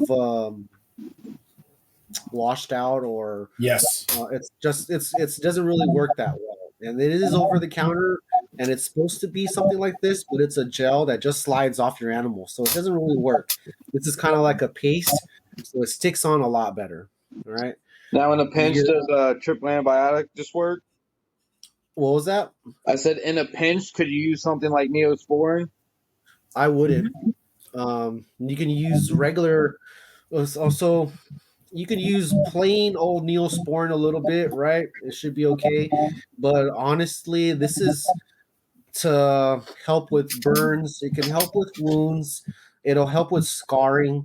Um, Now, okay, if you have a physical wound that's like, A I'd cut. say if it's infected, right, and it's a big cut, right, what you're going to be doing is removing the plaque and infected thing that's right there, and you have to keep that dry. And you can use iodine or betadine mixed with water, okay, and that'll be treating the physical wound. um, and then keep it dry. So that's the thing with this. If you put too much of this as well, it can also have a reverse effect by holding in moisture. So if I had a wound, I'm going to be applying a very thin, so I can still see the wound, but there's a very thin layer of this. That's all you need. You don't need to take it on it. Okay. All right. So the next thing would be, let's say, gut health. Oh, real quick, before you go to gut health, I have used Neosporin on superficial bites, cuts, whatnot. The way that I've done it usually is if I think it has a potential to go south, I'll clean the animal with one of the thing, either one that Kai just mentioned. Betadine I have on hand. So usually clean off the wound. I have then to separate the animal. Now, knowing this is an animal that's in good condition from the start that just got a wound somehow. I have put Neosporin on that that wound, put the animal into basically a snake rack on a sterilized paper towel, sterilized container, and with the spot that they can get to that's around 87 degrees on one side of the tub. And for me, I'm just going to say that this has worked. So I go in there after a day. I then clean it off because I don't, like Kyle was getting into, I don't want that stuff staying on there. I want the wound to then dry out. But it's just, I've used it like that as a preventative measure. Okay. Yeah. Now, controversial or not, I've also used super glue to close up. A liquid bandage is basically super glue as well.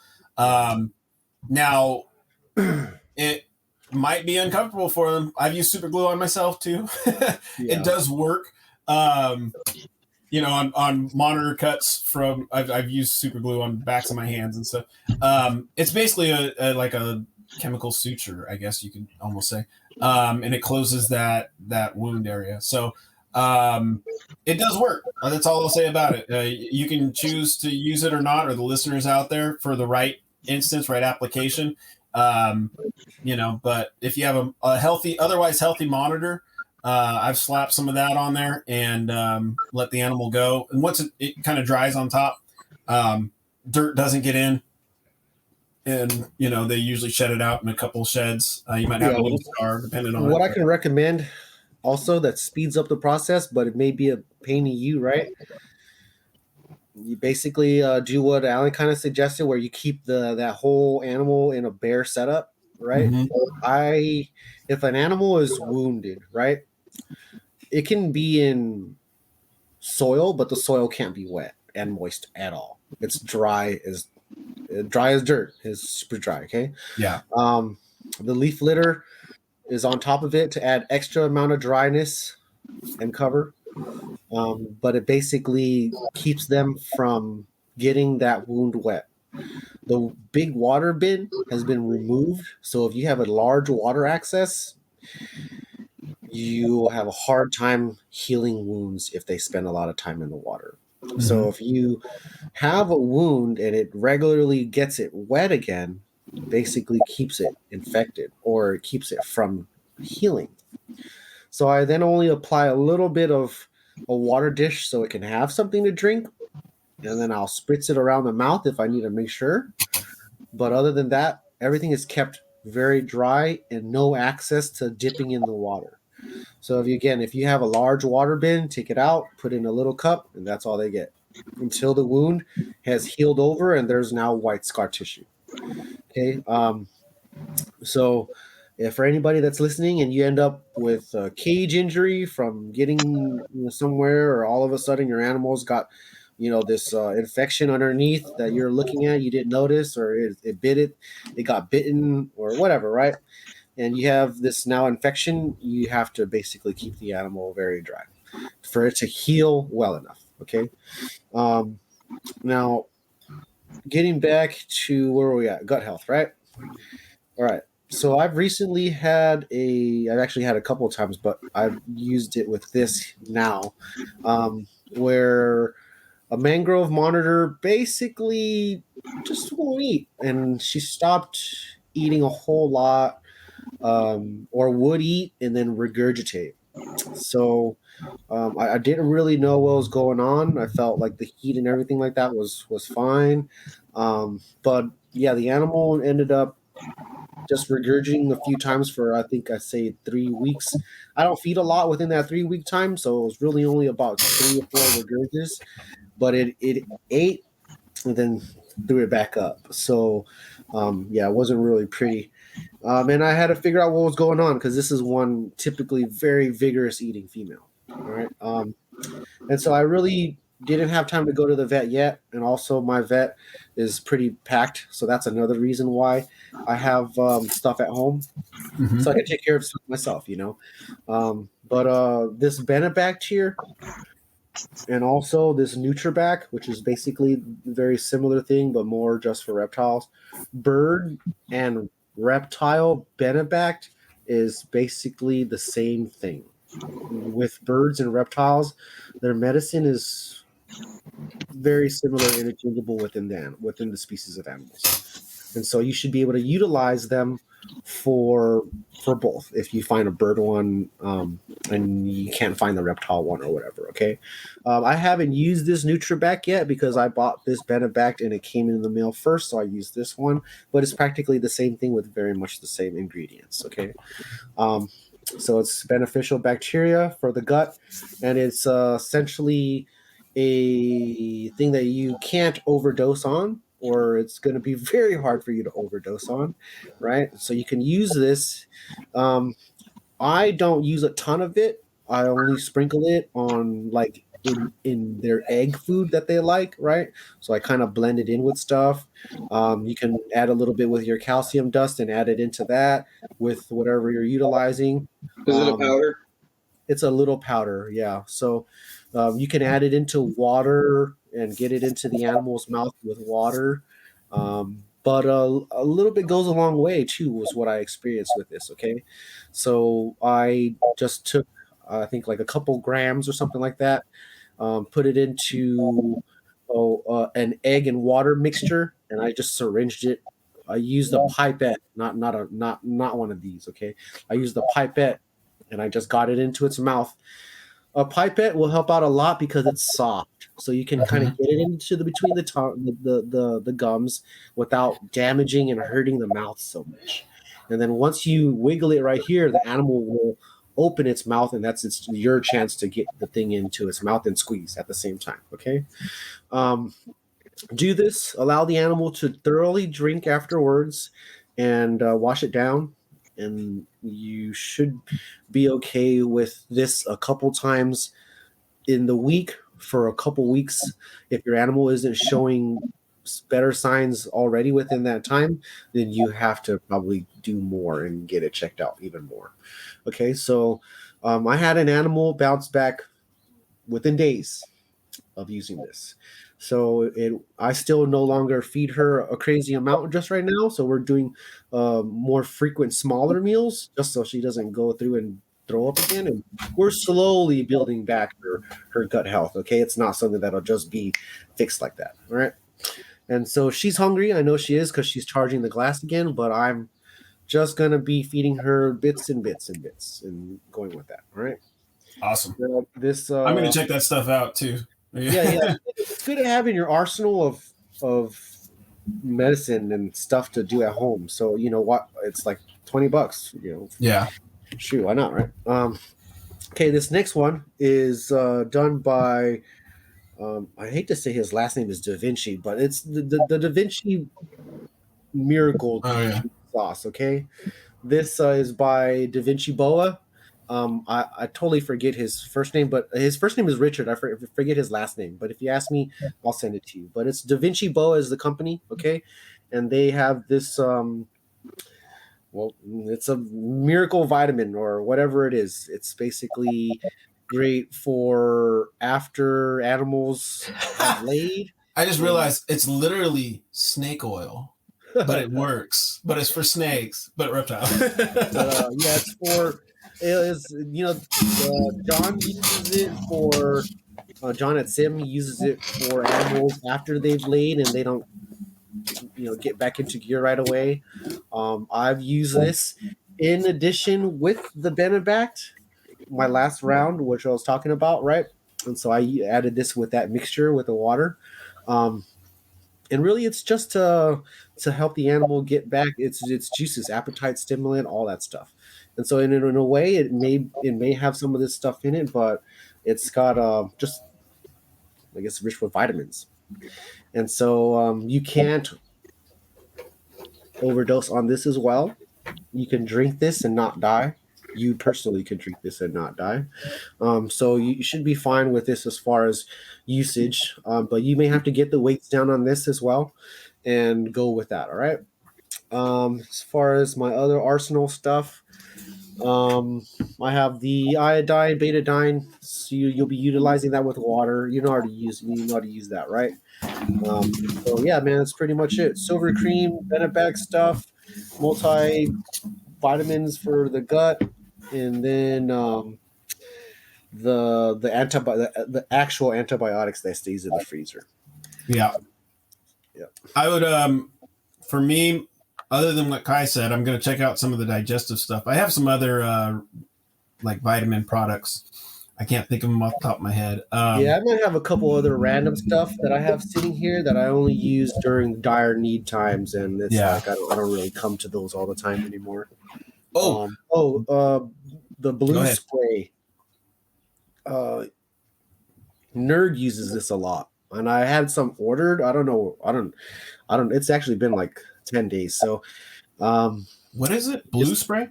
Yeah, it's Is that like chlorhexidine spray or something? No, it's actually it's like a spray paint, and you spray it over the wound, and it protects it, and it's also okay. It's used in cattle and agriculture a lot. Actually, it's an antibiotic.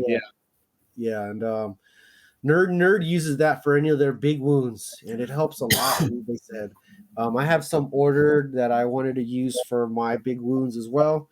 Yeah, but I just wanted to have it on hand. My keeping them dry and everything like that seems to be helping really well. But sometimes I've used that spray before in the past. It does work also. Yeah. So how do you come with that ultrasound device? Man, so I have to get another probe that's bigger. I think the small probe that I have, it's only good for like hamsters or something like that, little tiny things. So I just I have to order the bigger probe for larger animals.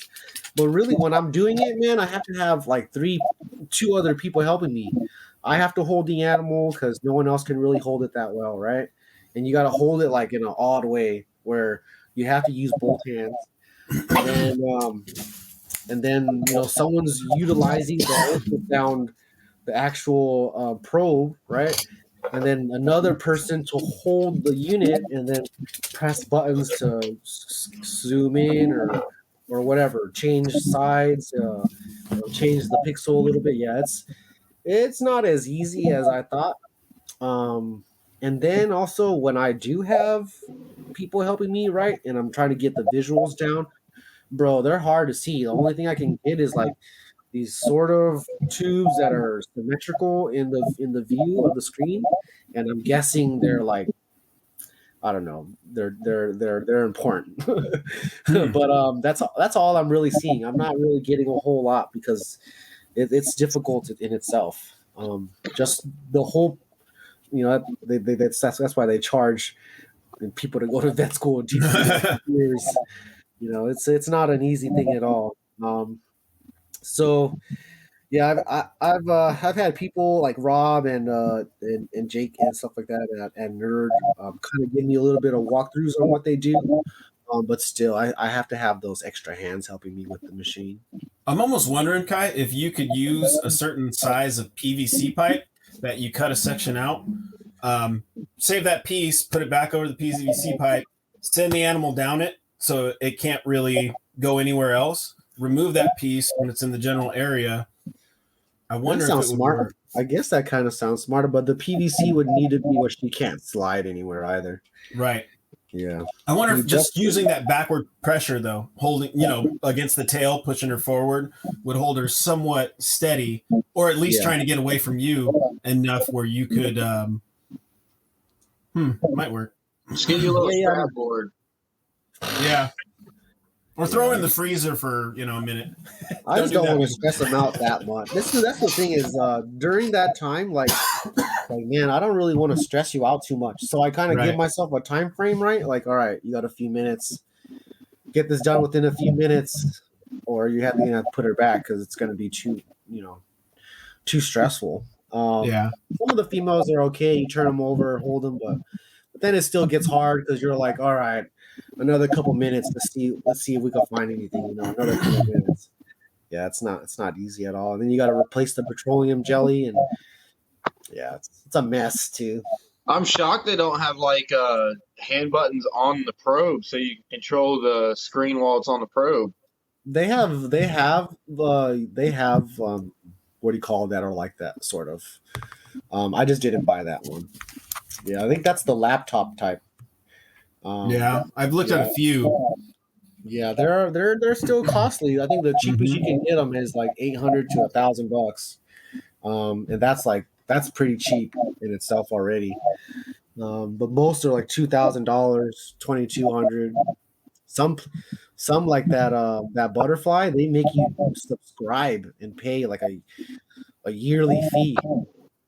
No thanks. Yeah, no thanks. Real quick, back to the medication. Some other things I would recommend for people to do or to have on hand. Your common things: Baytril, Panacur, ivermectin, and figure out how to use these things. Your common antibiotics and dewormers, things that can treat more of the protozoas than you're going to get with like Panacur. Understand, Panacur is going to knock out some worms, but you might also have something that's trickier, pinworms, something like Giardia. Then you go into other things that could devastate your animal, crypto, other things like that. That might be a whole nother game, but be able to realize, okay, I treated my animal, I dewormed the animal, maybe. Some animals you get in, you never notice anything. But say you want to send them through a couple rounds of Panacur, deworm them. This is what I have going on with the black tree right now, is that it started losing weight and hasn't gained that weight back, even though it is eating. So, of course, that leads me to believe there's more going on. So that is another one that went to the vet, and I needed to restock medications anyway. So, having that stuff on hand, knowing how they're administered, save the websites that you know of, or save the information that has these amounts listed. Say all of that, anything I found online as far as that and people's experiences, I've saved somewhere. And I was telling you, Grant, while Kai walked away, that this new vet that I might have to use just because I can get in same day as long as I'm waiting out there. They actually asked me to keep them updated on things. Let them know how things are going, give them back the information and the results. And so I kind of made a commitment to them, if they help me out a little bit with some things, that I'll continue bringing animals to them for certain things so they can build up the experience as well with working with more exotic things, and promising to actually get back to them and give them the results, maybe even bring the animals back in. Since I can weigh the animals myself, giving them weights, because we have an initial base weight to kind of judge, okay, is this animal gaining back weight? Things like that. So keep those things on hand, find a good vet or 2 or 3 just in case you can't get in. Keep some needles if you need them on hand.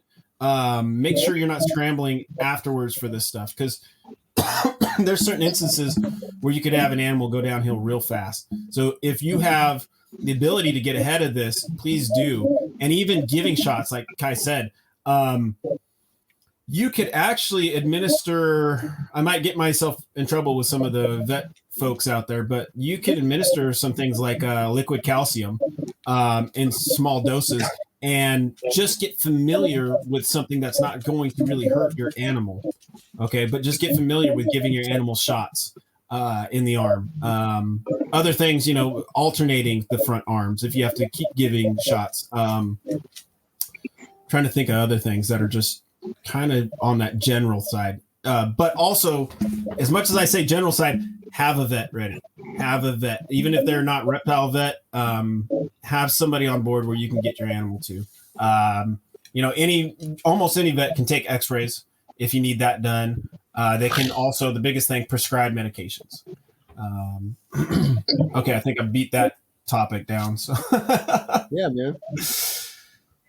Now, before you guys end this off, I want to have it known and congratulate Kai on hatching out that coli. Yeah, go ahead, Kai. Kai, give it to everybody. Tell them all. You already posted it, so. Yeah, first ever in the United States. Kai is smiling right now, people. Okay, probably sorry. Probably second in the world. I was able to hatch out one Varanus coli, which is a species I've been working with.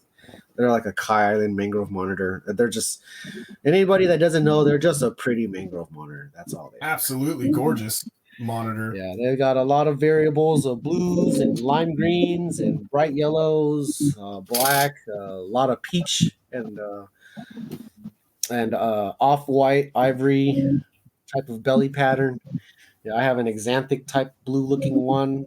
I have one that's in between, and then I have the typical black and yellow with blue sides. So they're all really gorgeous animals. Yeah, they're not newly described, but newly reclassified as Varanus coli. So they're named after Michael Cole. If people want to look up, Michael Cole is from Ballroom Pythons, and he is one of the pioneers in our game. So, thanks to Michael Cole for making these animals and bringing these animals available, bringing them in and making them available for me in the United States. Out of all the monitors that I've kept, or all of them that I've seen, these have had to be one of my favorites just to look at, right? John and Jody Piper and people from Indonesia would post pictures, and they're a little bit different. They have these huge spots on their back, not like Salvadori, but in their own right, very, very pretty. And so I fell in love with them probably like 2002, 2003. And mind you, I was only like in high school then. So yeah, man, I know I had maybe like middle school, and seeing John post these things up on forums and things like that before we had Facebook and before we had things like podcasts and stuff like that. So now it's now I have these animals, and they're part of my projects and my pets, and what is it? They are helping me define how to produce these other harder monitor lizards. Basically the work that I do does show results, and it's a lot different from what other people are sort of doing with their indicus types. And for anybody that's listening that is already doing like melanus, or they have peach throats or whatever you have, right? I'm willing to branch out to you guys and help you guys, just like we're doing with Grant here, where I won't be doing the work for you, but I'll be helping you basically go through and dissect everything with you. So in a way, you'll be doing it. I'm just kind of guiding you along and telling you, sure, this may work or this may not work, or some things we'll have to see through. But yeah, the connection with networking, I learned this from my own, like my friends growing up and stuff like that, where I've seen people do something cool like this, right? And then basically keep it to themselves and, then kind of box out everybody else, right? For me, what I've learned is networking is probably the greatest tool in how we get these animals to do better. Not just what we do with this podcast, but what we do on the quick questions and the small conversations that we have millions of, between all of us.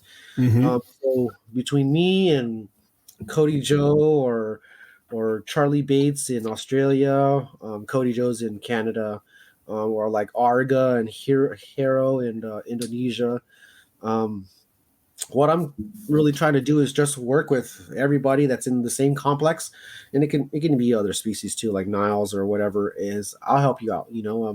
We're looking for people that are willing to do what I'm doing, willing to test their boundaries a bit on what they know and what they can work out with their animals, hopefully to get better results if you haven't been getting good results already. And I can say that most people aren't getting good results because there's none available like that in the United States. So, when we're trying to get to saving females from dying so much, let's say if these bans and stuff do go through, we won't be seeing these animals anymore. So be asked out as a whole hobby for awesome animals. And so, yeah, man, getting back to, everybody congratulating me on these coli. This is just the beginning. This is basically cracking it, making sure that I'm breeding these the same way I'm breeding Solomon Island. It's very similar, not too much different, but there are some differences that I have to change. And I've had to learn, automatically. Oh man, we've got a good minute left, so you want to close out? What's that? 2 hours. Oh yeah, we're. What was the cook time on the egg? 170. Okay. 170 days. Yeah. 170, man. So Man. I hope it doesn't is it closing us out? Did you see that sign? No, you saw something? I didn't see anything. Yeah, to me it says this thing is timing out in so and so, and I said I'm still here. So I don't know why I did that, but Okay. oh yeah. All right, cool. So but yeah, man, I've been basically just working on this project slowly but surely. I get better and better results, more and more females laying, difficult stuff breeding. Like I had to threaten to sell that guy just so that way he started breeding. Yeah, I was literally out of this baby. I hope we get another male. Yeah. I hope I get another male so that way I can raise it to be a more functional breeder. The other one he's just so nuts. Yeah. He's hard to work with sometimes. I love him and he's a character and he's kind of scary, but he's I don't even touch him, and he's just nuts. Okay, yeah, I didn't see any message, but I'm afraid of this cutting us off. It's still recording right now, so I think it's okay. I think it was asking me if I was still here or not. I don't know. Oh, I see. Like you hadn't touched the computer in a bit. Okay. Yeah, because man, we're already at 2 hours, but there's so much going on. You were mentioning the ban. For the people that don't know, there's a bill that has the possibility of passing that could basically, from what I understand, limit the species that we can own, interstate travel basically, or selling to another state, as well as the ability of the federal government to straight out just ban animals as they see fit, without any other kind of like research going into it. It's causing people to kind of freak out a little bit. If you're not a member of USARK, go become a member of USARK. You can do it for $5 a month to protect the hobby.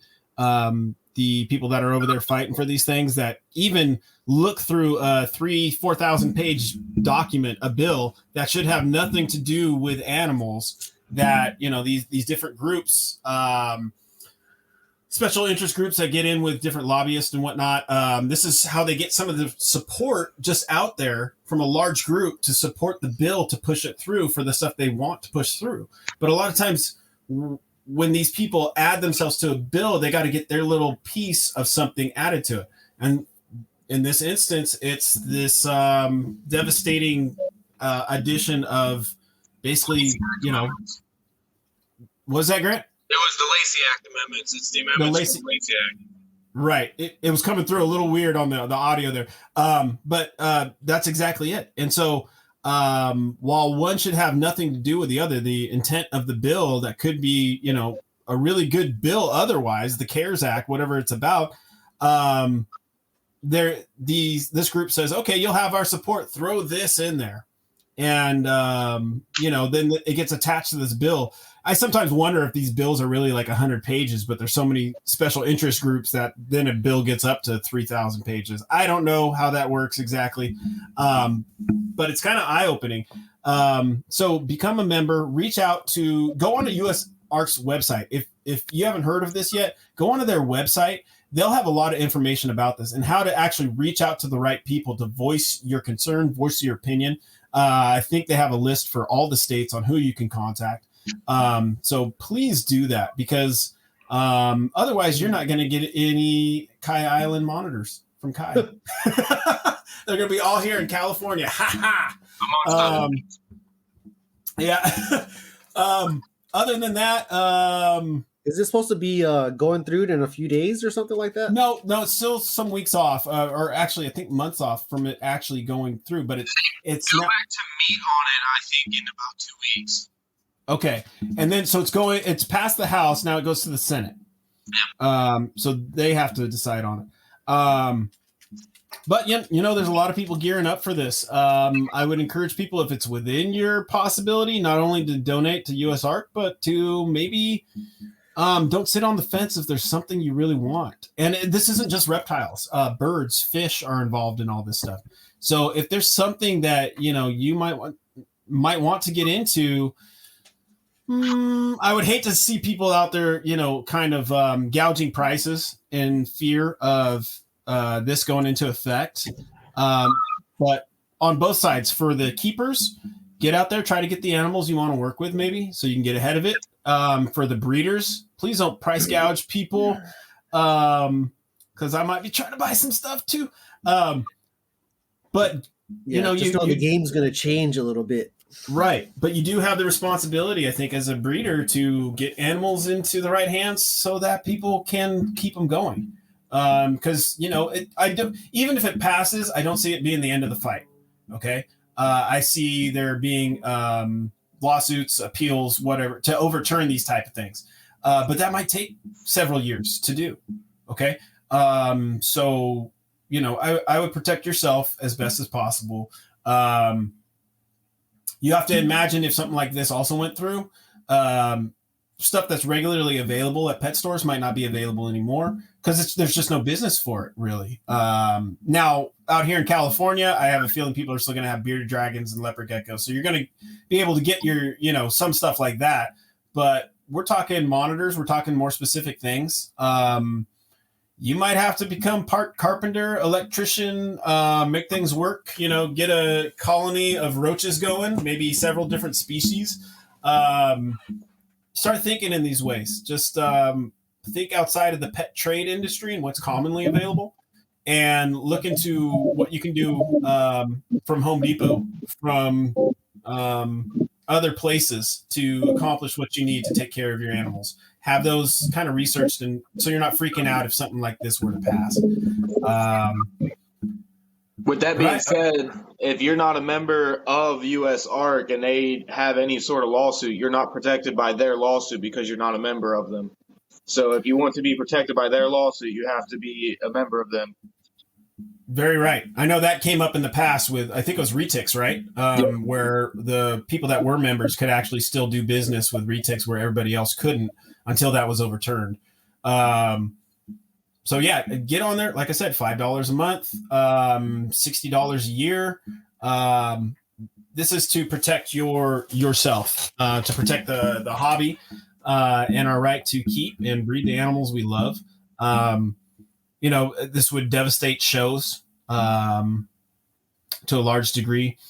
Well, I don't know, and it would promote black market type of stuff or illegal dealings on reptiles, which is sad. Not only reptiles, but like I said, birds, fish. So just something to consider, something to look into. Other than that, I guess as we prepare, I guess I'll say I've had some good and bad luck in the last couple of weeks. I had that animal that broke its arm. I had another unfortunate thing happen. I'm not ready to share yet because it's heartbreaking. I told Kai, but no, I can't. It's still too hard. This one's too hard, man. Alan's sucking at life right now. Yeah, it's kind of devastating. But on a good note, did get another clutch of Kimberly eggs today, as before I got onto the show, which is great to see. So her first clutch was 4 eggs, all good. This clutch was 7 eggs, all good. So they're rocking and rolling. They're kind of hitting that like they're almost like little factories. Well, I'll be bothering you for one of them too. There'll be plenty, I'm sure. The Ackies are going. I think the stand monitors are going. And then unfortunately, there's a guy, I've mentioned him a few times. He's getting out of monitors just where he's at in life. And I can't fault him for it. You got to take care of yourself and your family first. But on the other side of that, I'm getting the Stimulus project back over to me. So hopefully I can make something happen and, get some Verona Stimulus back out there. And, recently I think they were even reclassified. So I'd have to find out what their actual name is right now. I wonder if they're going to be called Scalaris. I think that's it. I think a part of the Scalaris, which is, so there's small a few island Indonesian monitors. Yes. Partly I'll find out. Australian too. Like this Yep. whole from Indonesia to those other small Micronesian islands to Australia. Right. Yeah. But I love them. Guys. They're really cool. So I hope to get them back. Yeah, we'll close it out. Grant, thanks for coming on. Thanks for having me. Grant, where can people find you? I'm on Facebook and Instagram. Facebook, Grant McAdow. Instagram, G McAdow. Mainly post a lot of my reptiles on Instagram, and then as far as Facebook, it's just memes. Gotcha. Kai? You can find over Kyle Jr. You guys will find me on Facebook mostly. I am also on Instagram as big_lizard103. I'm on YouTube as Mangrove Mecca. It's Mangrove and MECCA. And yeah, I'm most responsive on Facebook, although I do use Instagram quite a bit too. If you're not a Facebooker and you like the privacy of Instagram, you can also message me there. Alan, what about you? Me, you can find me here on Facebook under Origins Reptile, and then on Instagram under Origins_Reptile. And either platform, I'll get back to you if you have a question or something. I don't mind helping out at all. And then, of course, our podcast, Monitor Keeping Podcast, is under the Morelia Python Radio Network. And so that's another thing, you guys, if you're interested in reptiles, check out their website, MoreliaPythonRadioNetwork.com.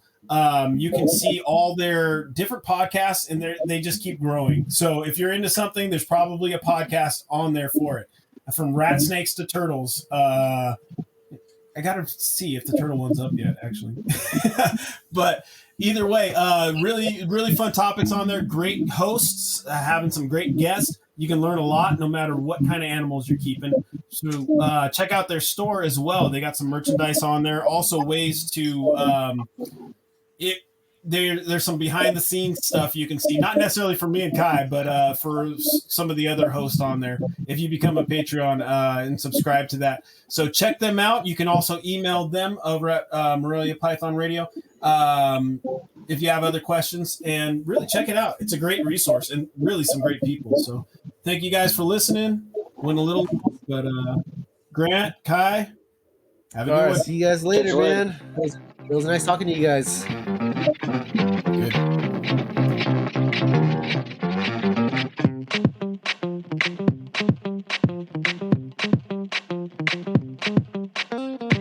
Bye.